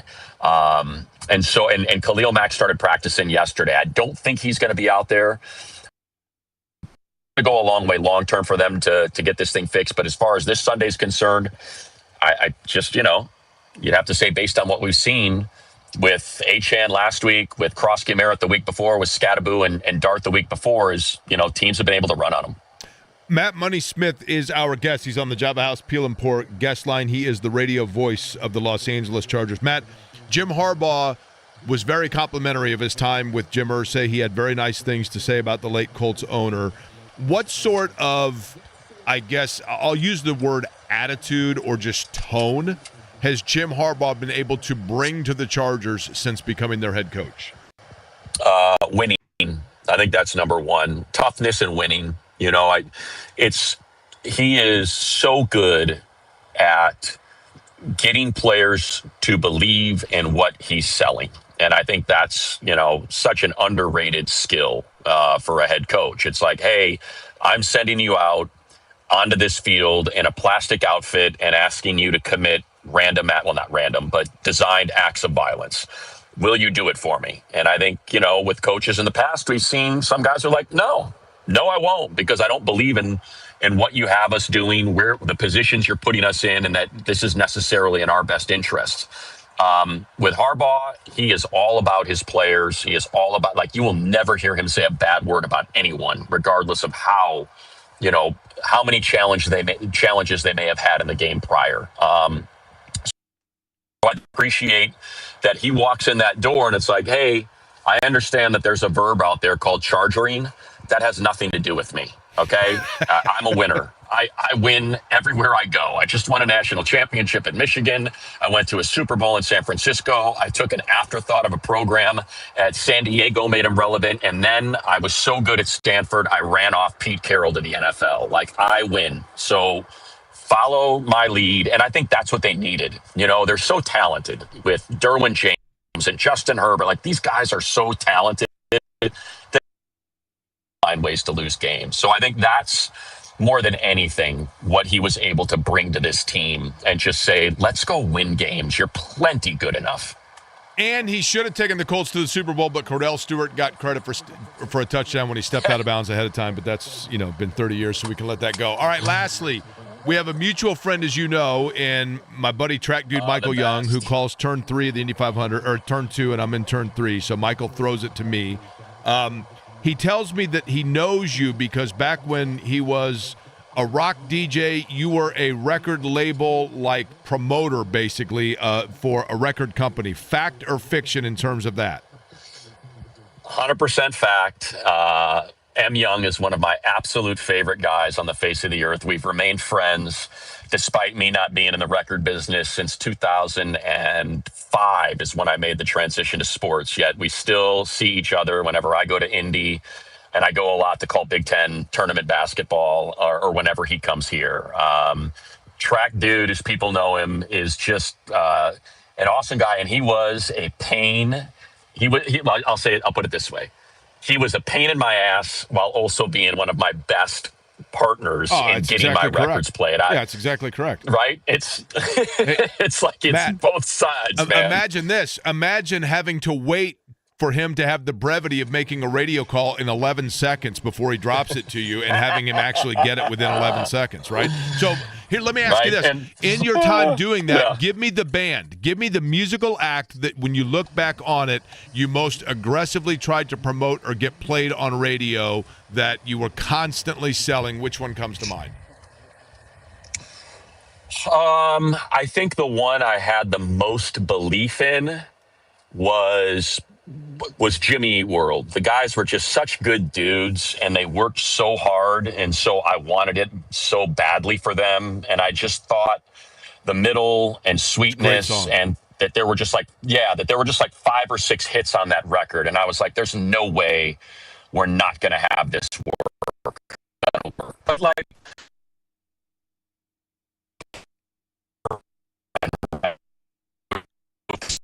and they were like that was going to be their single. It was this song.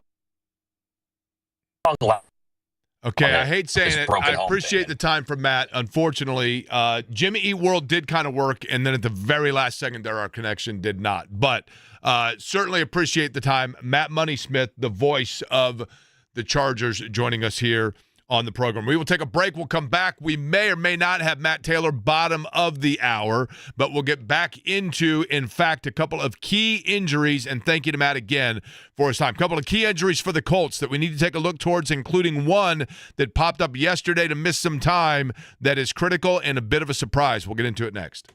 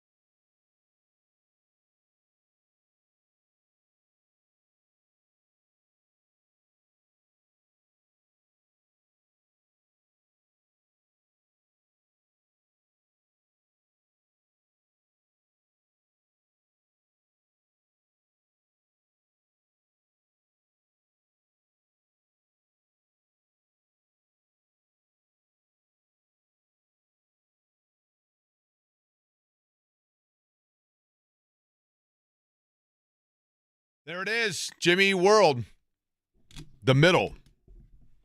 Thanks to Matt Money Smith for joining us on the program. Also, before I get into the Colts injury report, let me give a glimpse behind the curtain here and a tip of the cap, okay? So I have always said, take whatever your favorite team is. Corbin, give me locally Pacers, Colts, your favorite team, which one? Colts, okay. So for the Colts, Ashton Doolin is one of my queryisms of the copier guy. And I know that I've mentioned before what the copier guy means. The copier guy is not the character from Saturday Night Live of Rob Schneider, like, hey, making copies. The copier guy is the person in any business that you walk down the hallway and there's the big, huge copy machine. And I don't know what's going on now with, it used to be great when you just set down a piece of paper, you hit a button, and whoop, there's your copy. Now it's like it's warming up. Would you like to do this in PDF form or regular? Are you faxing this or sending it? Are you scanning it? Would you like this in color? How big a piece of paper would you like? Do you want it zoomed in? Would you like a map included? I just need a copy. But nonetheless, you walk past the copy machine and everybody's standing around and you're like, what's going on here? Somebody goes, I don't know, the copier's not working. The copier guy or gal is the person in any office that someone then says, well, call them. They'll know how to fix it because they know how to do everything. They're like Mikey with Life Cereal. They know how to do everything. And every business needs the copier guy or gal. Ashton Doolin is the copier guy for the Colts. No matter what they need him to do, seemingly he's ready and willing, and you just feel like so long as he's on the roster, you're in good shape. You're in good shape because Ashton Doolin is literally, it's like Allstate. You're in good hands with him. You just know he's going to deliver in whatever it is you need done. For the Pacers standpoint, the copier guy, I think probably is Aaron Nesmith.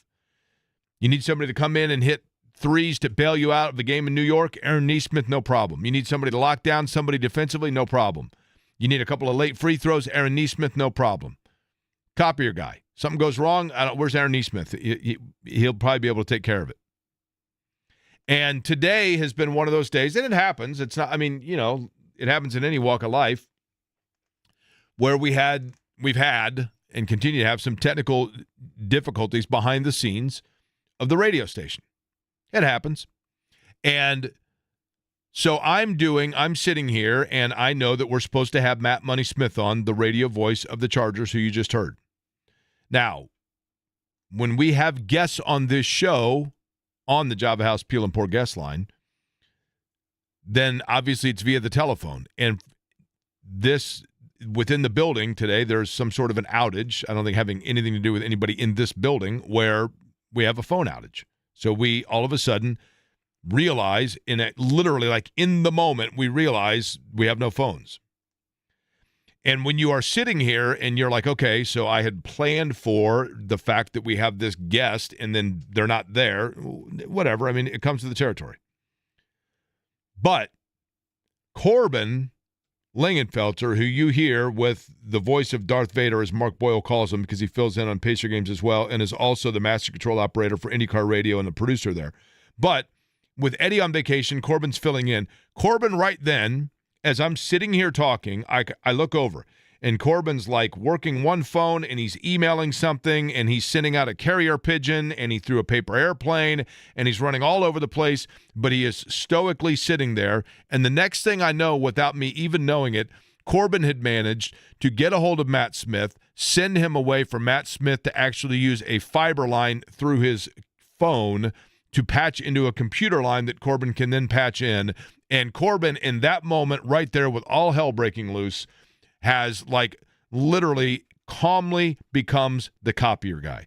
Corbin right there was the Ashton Doolin, the Aaron Nesmith of what we do here in radio. And I hope all of you, in no matter what walk of life you're in, no matter what level of work you're doing, no matter what kind of work you're doing, that when all of a sudden, and it's a we ain't doing neurosurgery in here, right? I'm aware of that.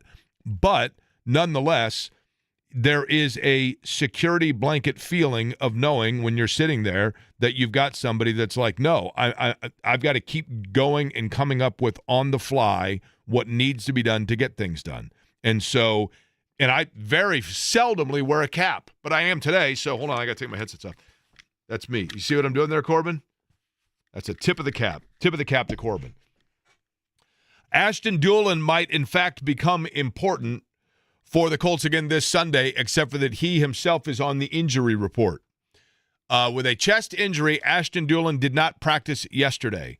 I don't think the injury report has been released in terms of today. We may talk to Matt Taylor coming up in just a little bit, and when we do, I'll get the lowdown from him in terms of who may be practicing. But the bigger one is this. Listed as concussion and did not practice yesterday, Josh Downs. Now, you know, Alec Pierce is back in the fold. He's now listed with ankle. You know, the ankle injury is where he's listed, but he's back in the mix, and I think we can safely say now is one that we're going to see each and every week unless something else pops up. But when you don't have, and I don't know that they're not going to have either of these two guys, but when you talk Ashton Dulin and as well Josh Downs, Dulin is important because of the aforementioned reasons. Downs is important because he is just such an important part offensively of what the Colts want to do by spacing things out. And I remember when he was first drafted and we had him on the show, and I was thinking to myself, this is the guy when the Colts are late in a game and they have to keep a drive alive, and it's 4th down, and it's 4th and 5 or 4th and 6. He just felt like he would be the perfect open space guy. And I was like, you know what? It feels like we should call him Josh 4th Downs. And people were like, no, moron, he's Josh 1st Downs because he gets you 1st downs.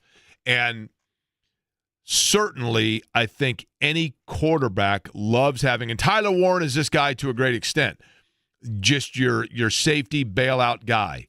But Josh Downs now had kind of a lull there in like weeks 2 or 3 per se, I think it was, but now is back in the mix just in terms of being that constant target that finds himself open. And he runs really good routes. He finds seams. And more so, he makes plays once the ball is in his hands and he's in open space. Now, that's not to say that he can't be replicated. That's not to say he can't be replaced. But if he's not able to go, everybody kind of slides up a spot. Dulin then becomes important, but let's say Dulin can't go. That's where things get tricky because guess who then becomes even more important to come back into the mix?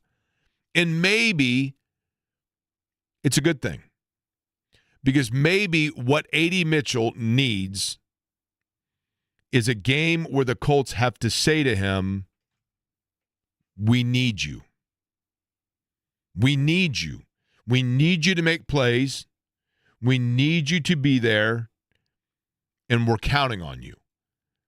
Because I think to this point, A.D. Mitchell has had the luxury and to an extent, and I'm using air quotes, the enablement of, hey, you're just going to be there for us.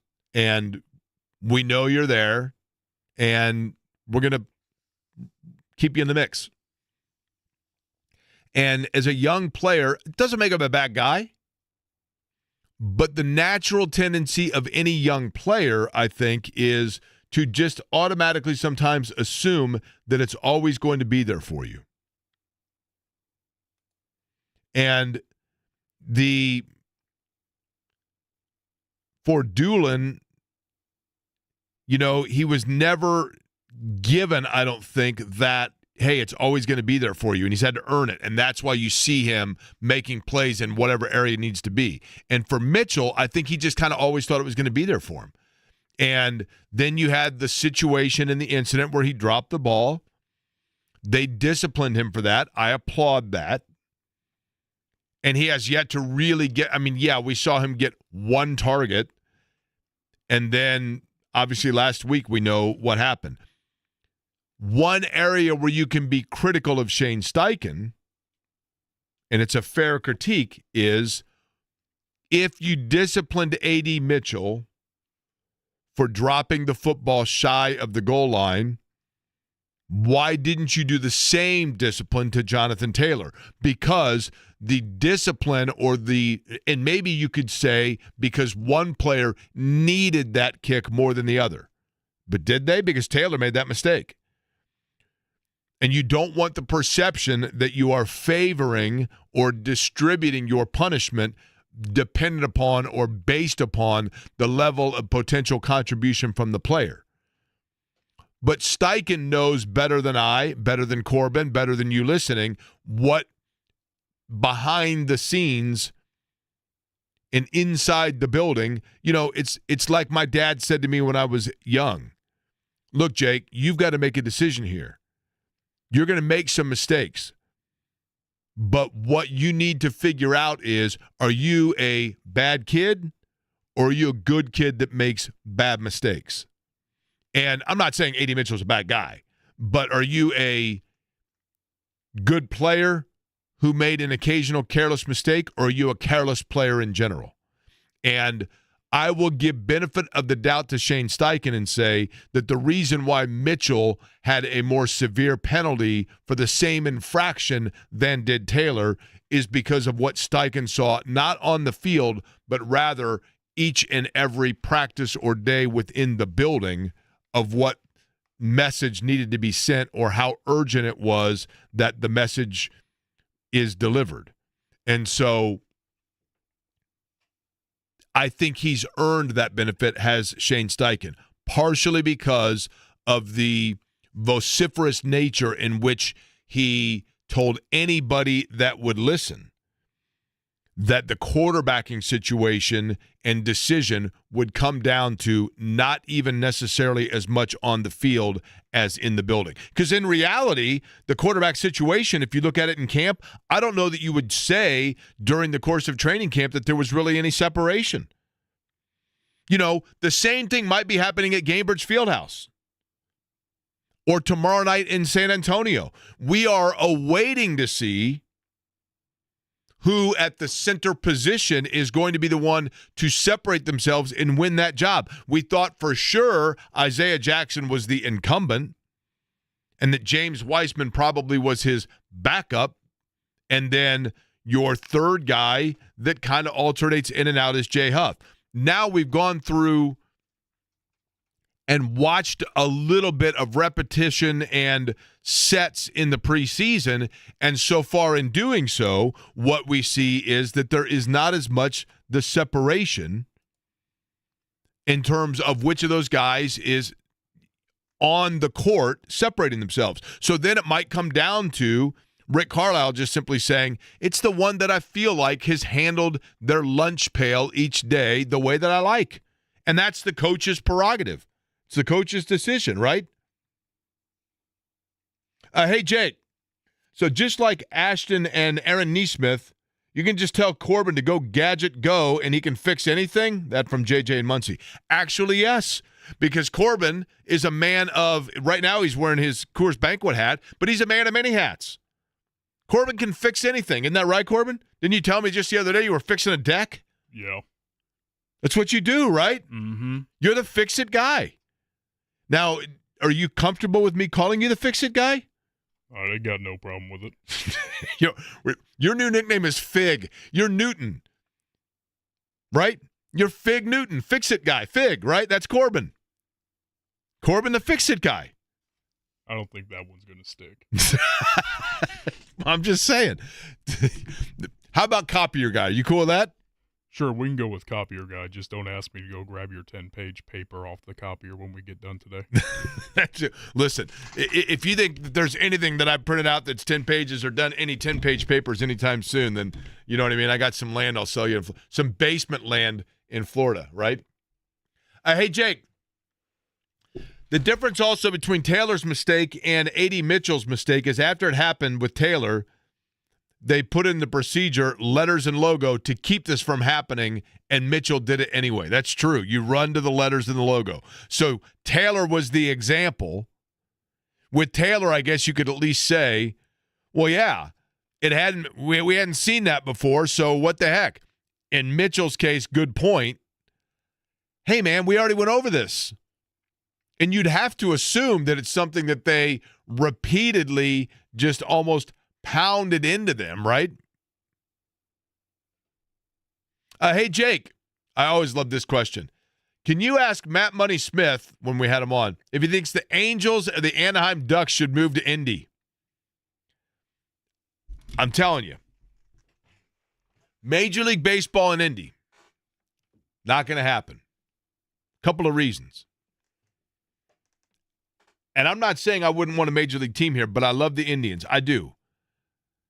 I love the Schumacher family. I love Randy Lewandowski. I love the new imaging. I love everything about the Indianapolis Indians. I love the fact that the name itself, that when there was speculation or discussion about whether or not they should change the name away from Indians like Cleveland had done, they instead sat down and said, how can we do this as an honor to people that are Native American? And they partnered with the Miami Nation tribe to say, what sort of things can we do that are paying tribute?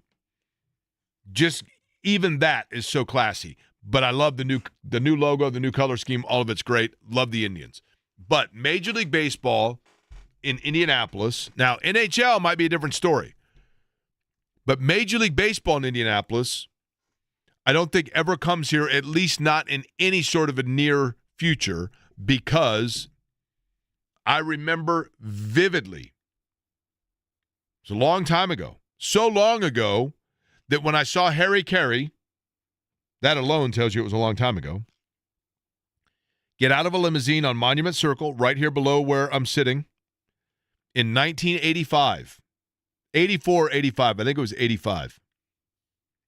And Harry Carey was here as part of a groundswell to get season ticket buyers for the Indianapolis Aeros, which was going to be a Major League expansion team. And Art and Gotti had already started selling season tickets. They had a hat design. They had everything, the Indianapolis Aeros.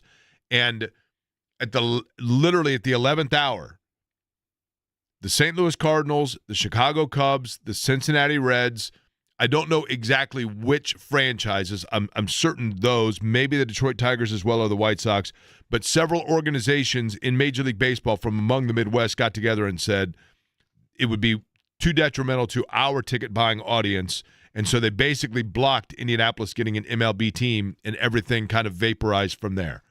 The NHL is a possibility, I would think, because there is a loyal, and I love the fuel too. And I love going to their games and going up to the Fishers Event Center, and they've got a military night coming up that we'll tell you about that's awesome. I love going to Fuel games. That there is definitely a thirst for hockey in this town that is being quenched by the Fuel because they're great. But would NHL hockey work in terms of sharing the interest over the course of the winter with all of the basketball enthusiasm in this town? And then MLS, we've talked about. Once it got away from, I think the MLS, essentially, they were approached with, hey, we have a potential overseas investor that could bring the MLS to Indianapolis, but the MLS said, we'd be willing to do that, but you have to go with this ownership group and not the current ownership group of the Indy 11 in Indianapolis, and you would need to go with a separate stadium venture, which they have the land for near Gamebridge, but that also has kind of gone on the back burner a little bit. So we'll see what happens there. If I had to say MLS or NHL, very far out possibility also because of the MLS entry fee for expansion, but way bigger odds than ever MLB. Did you say, Corbin, yay or nay on Matt Taylor? Yay. Matt Taylor, voice of the Colts, next.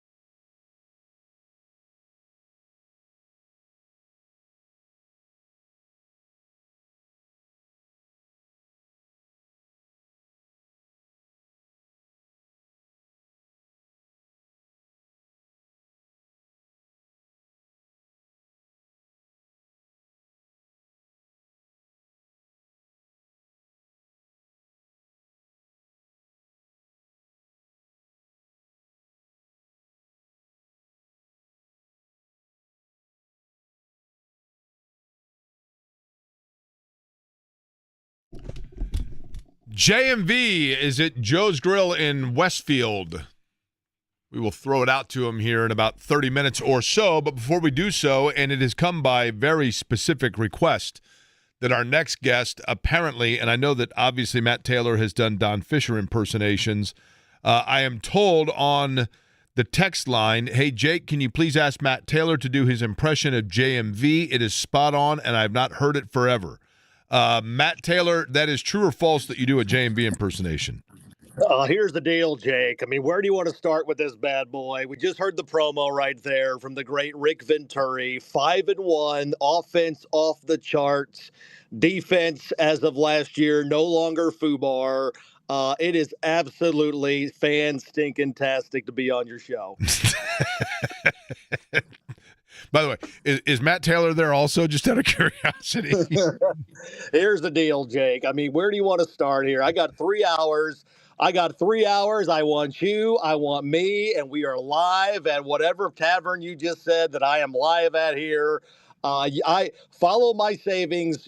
Follow my voice. I will Pied Piper you down the line at Meyer, the official super center of the ride with JMV here, Jake. We are going to have a fan-stinking-tastic time here for the next 3 hours.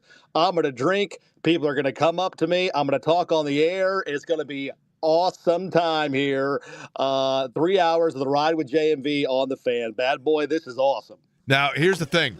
I will know I've arrived and I've been here long enough when you finally have an impersonation of me, I'll be honest with you.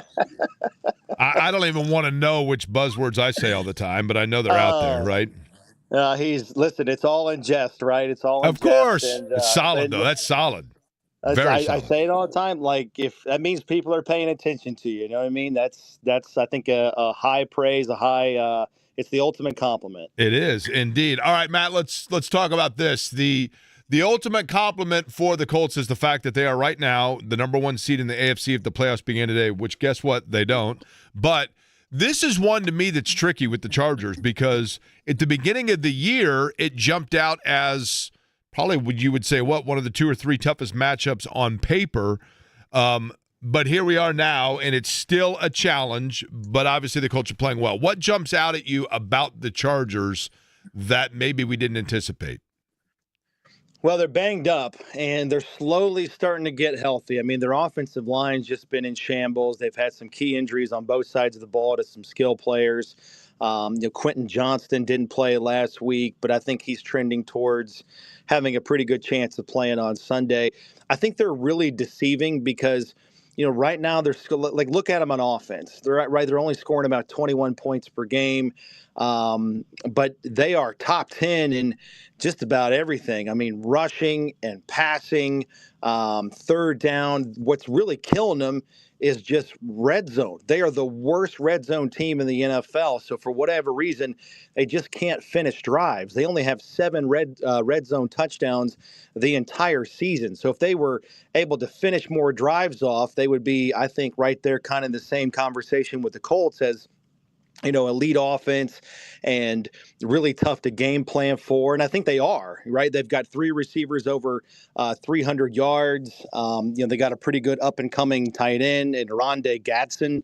The running game has sustained, even though they've had some key injuries to their top backs, Najee Harris and Omari and Hampton. Harris is on IR for the season.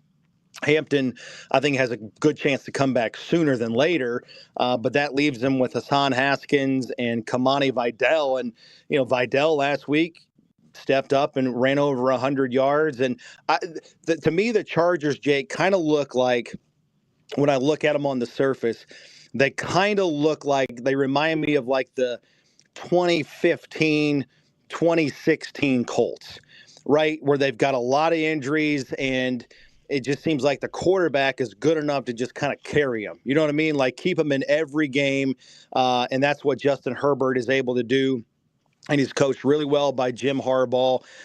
Really, they had no business winning that game the other day, but they they got a good kickoff return at the end, and then Herbert made the great play, the Houdini act, climbing up in the pocket, hits Lad McConkey for a big gain, and then they win a walk-off winner. So they're a very good team despite some of their overall statistics.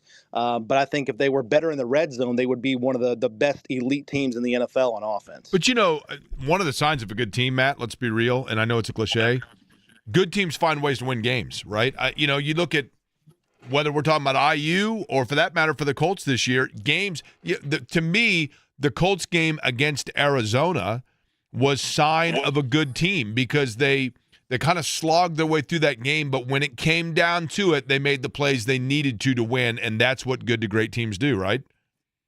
And I think last Sunday's game is way more the norm in the NFL than the previous Sunday's game when you blow out the Raiders 40-6. I mean, I think Jacoby Brissett and, some of their backs, Michael Carter, they were down their top two backs last week as well.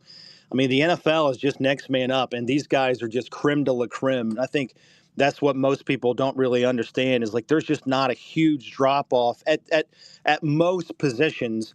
You can plug and play because these guys are so good, and every team is operating under the salary cap, right? Every team has only so much money to pay their guys, which means there's going to be a lot of parity in the NFL, which is why all of these games seemingly come down to the fourth quarter and the final 4 minutes.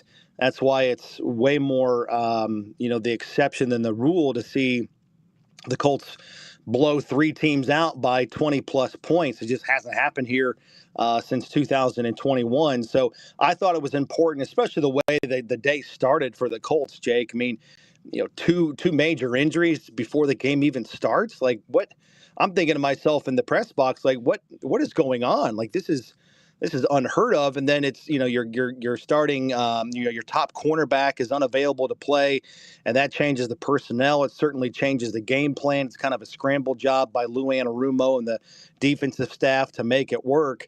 And they did make it work. It wasn't pretty, but they got the stop when they needed. It was fourth down inside the 10-yard line, under a minute to go. So, yeah, I think that was very indicative of where the Colts are at right now. Just finding a way to win, and that's what good teams do, is just make more plays in crunch time. The offense scored 2 fourth-quarter touchdowns. The defense got the stop they needed, and it was just enough. And more often than not in the NFL, that's what it comes down to. Okay, so let's talk about the injuries. A couple of them. Josh Downs not practicing yesterday due to concussion. Ashton Dulin didn't practice yesterday due to a chest injury. Obviously, we know now Anthony Richardson on IR after that incident, and then Mooney Ward with the concussion. Where do things stand right now, Matt? Well, that's currently where they're at, too. So the practice report is going to come out here in about an hour, right around 4 o'clock. And, the one I'm going to be watching the most is probably Josh Downs. Charvarius Ward, this is really unfortunate for him, right? This is his second concussion of the season, and it's just hard. History shows us that, and rightfully so, it should be hard for players, and the idea of player safety, it should be tough to come back from a concussion a week later. It's tough to clear the 5-step process, and that's on purpose because the NFL wants to continue player safety with head injuries, and so that's in place for a reason. So I think Ward it's going to be tough. I don't know where Josh Downs is because there just wasn't. They didn't report that until the injury report came out yesterday. So you can't sit here and speculate. Okay, maybe on Monday or Tuesday he cleared a couple of those phases, and then yesterday was still in the protocol and has a decent chance. We're not going to know on that until tomorrow when Shane Steichen meets with the media. But I'll be really interested to see where Josh Downs is here in terms of the injury report in about an hour because he's the big one. I'm not saying he's not replaceable, but, man, he's just so good in the slot. He's already one of the best slot receivers in the game. He's clutch for the Colts on third down. I think he's got the second most first down catches this year among slot receivers. And so he just does a lot for you in those short yardage situations in the passing game. And so how the Colts would adjust with his absence is a big storyline going into this game. Matt, when you look at – Matt Taylor is our guest. He's on the Java House Peel and Pork guest line. When you look at the Colts overall, And maybe that's an area they've already been tested and been able to prove it. But in your opinion, the area where they have the most depth is where? Oh, that's a good question. I mean, a lot of areas, which is good. I mean, just initially thinking about that, there's a couple of answers that come into my head. I mean, I think offensive line. I mean, you still have guys like Danny Pinter and Dalton Tucker. I think you're pretty good there. Defensive line. You've had some guys really show up the last couple of weeks, and specifically in the interior of that defensive line, like Neville Gallimore, I think is playing pretty well, and the guy that I think is taking a big step from year 2 to year 3, or maybe it's year 3 to year 4 now that I think about it, because drafted in 22, is Adetomo Adebawore. He's really done a nice job. And we've talked about this before in the past, right? When Buckner and Stewart are out of the game in the past, it's just been kind of like, there's a guy up in the press box for the opposing team with binoculars, and he's relaying down to the head coach or the offensive coordinator saying, hey, 99 and 90, you're out of the game. Let's pound it. And that's what they've done. Teams have done to the Colts. They just haven't had that backup interior tackle depth. And I think Adeboware's given them that depth and that productivity, both in the run game and in his pass rush too. So that's been good to see. Wide receiver is a good depth position. I mean, when things are normal, obviously right now things aren't normal with Josh Downs being the concussion protocol and Ashton Dulin, as you said, dealing with a chest injury. And then also, too, I mean, A.D. Mitchell's still in the doghouse, right? He was relegated to the inactive list last week, and we'll see where that is. But if those two guys can't play, Mitchell's got to play, and it'll be interesting to see Matt, how he's matured and how he's bounced back from that. And that, what I was saying, for his confidence standpoint, this might be what's needed, is for them to go to him and say, we need you. It's not, we're not just putting you out there because you were a top draft pick and we see potential in you. We actually need you. And for the first time, maybe he'll realize, and that sounds condescending, but you get what I'm saying, right? That will awaken him. Before I let you go, I wanted to ask you about one other guy, because you have to, Matt Taylor, as the voice of the Colts, you literally watch every snap. And one guy that I have been impressed by, but I want you to tell me if I'm giving too much credit here. Not that he hasn't played well, but I think Tanner Bortolini, to me, has really been impressive, because not only has he locked down just that position, but I watch him as well. Almost a center doesn't pull per se, but he will continue and follow through a block and spring Jonathan Taylor notably open in situations that I think is impressive and beyond almost even what you would expect. And for a guy that, was a spot fill-in last year and now a full-time starter, I think he has been very, very solid. Your thoughts? Yeah, agreed. I mean, he's been an Iron Man out there. I mean, he's played 100% of the snaps in 4 of the 6 games this season. And the only reason why he didn't play 100% in the other games is because the Colts are beating the crap out of teams. You know what I mean? And he's done a really, really good job, like you said, of opening up runs in the interior of the offensive line for Jonathan Taylor. I mean, those guys are just playing so well. I mean, Gonzalez is he's really assimilating well to his new position at right guard. And then obviously Quentin Nelson, he's on another level. I mean, Rick, you ask Rick Venturi about Quentin Nelson, and I hope you got about 3 hours, because he's going to talk your ear off about how well he's playing. No doubt he's one of the best guards in the league. And, Shane Steichen the other day kind of called him, I know we're kind of veering off on Nelson a little bit, but, Shane Steichen actually schemes up ways to get Nelson, sort of out of the pocket on the move, so that he can be a road grader and kind of a lead blocker for, whether it's Daniel Jones on a rollout or, a pulling guard for Jonathan Taylor. But yeah, going back to Bortolini, you can tell he's really comfortable in year number 2, settling in with the idea that he's going to be the starting center for this team for a long, long time. And he's remained durable. He's playing at a high level, and you can tell those 5 guys along that offensive line are just completely bought in.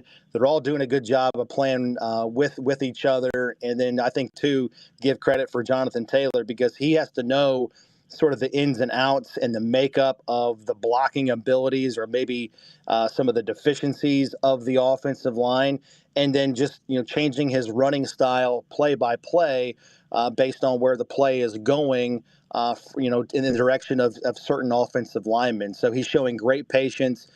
He's showing great burst when he needs to have a burst. And, this offensive line is just playing at a very, very high level. It's spearheaded by Tanner Bortolini, but certainly Jonathan Taylor is making all of those guys look great with some individual effort as well. But the running game is in a great spot right now. And the play-by-play will be provided by Matt Taylor on this radio station coming up on Sunday. Colts in Los Angeles, back to SoFi Stadium this time to take on the Chargers. Matt, appreciate it as always. Enjoy the great weather out in Los Angeles. All right, will do, Jake, man. I'll talk to you next week. All right, sounds good. Matt Taylor, the voice of the Colts. Speaking of JMV and his fabulous impersonation of him, he will join us next on the other side as we do the JMV crossover, brought to you by the good guys at Love Heating and Air, love-hvac.com, 317-353-2141.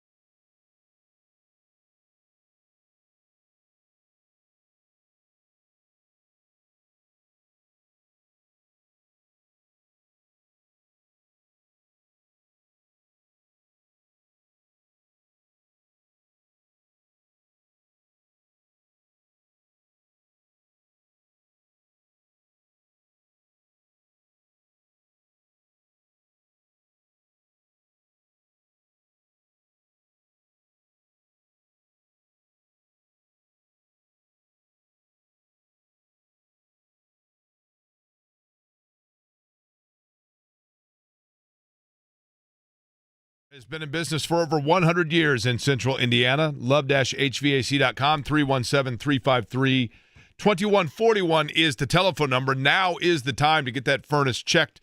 Make sure that you are good to go before Mother Nature turns things awfully cold outside. The drinks will be cold. The conversation will always be good with J&V at Joe's Grill up in Westfield. And he joins us now to get us set for what he's got going on a Thursday. Hello, John. Hey, Jake, it is always great up here. Joe's Grill off of Spring Mill Road, very easy to find up in Westfield. And we got Week 7, Large City Bourbon Locks, Luna Azul Tequila Shots. Joe Wright at the bottom of the hour, the former offensive lineman from the Colts Radio Network. I think JJ Jeremiah Johnson is going to slide by here in the 4 o'clock hour. 2, Chappell, me, Brent Halverson. And the free samples, which always ultra important here, Jake. Free samples. Of course. With Heaven Hill Distillery. Yes. Absolutely love it, right? And it's brilliant outside. I've not gotten a chance to look outside yet, but it was gorgeous earlier. I assume it still is, right? It was when I went down to the Greyhound Pass Goodwill on my way up here. I've never been to that one before. Holy crap, buddy. You talk about a treasure trove at Goodwill. That was it, right down the way here. Greyhound Pass, shout out. I'm probably wearing somebody else's clothes. What'd you bring home? Anything good? Oh, man, I went deep. I'm telling you, that was like the Calvin Klein men's clothes Goodwill of all time right there.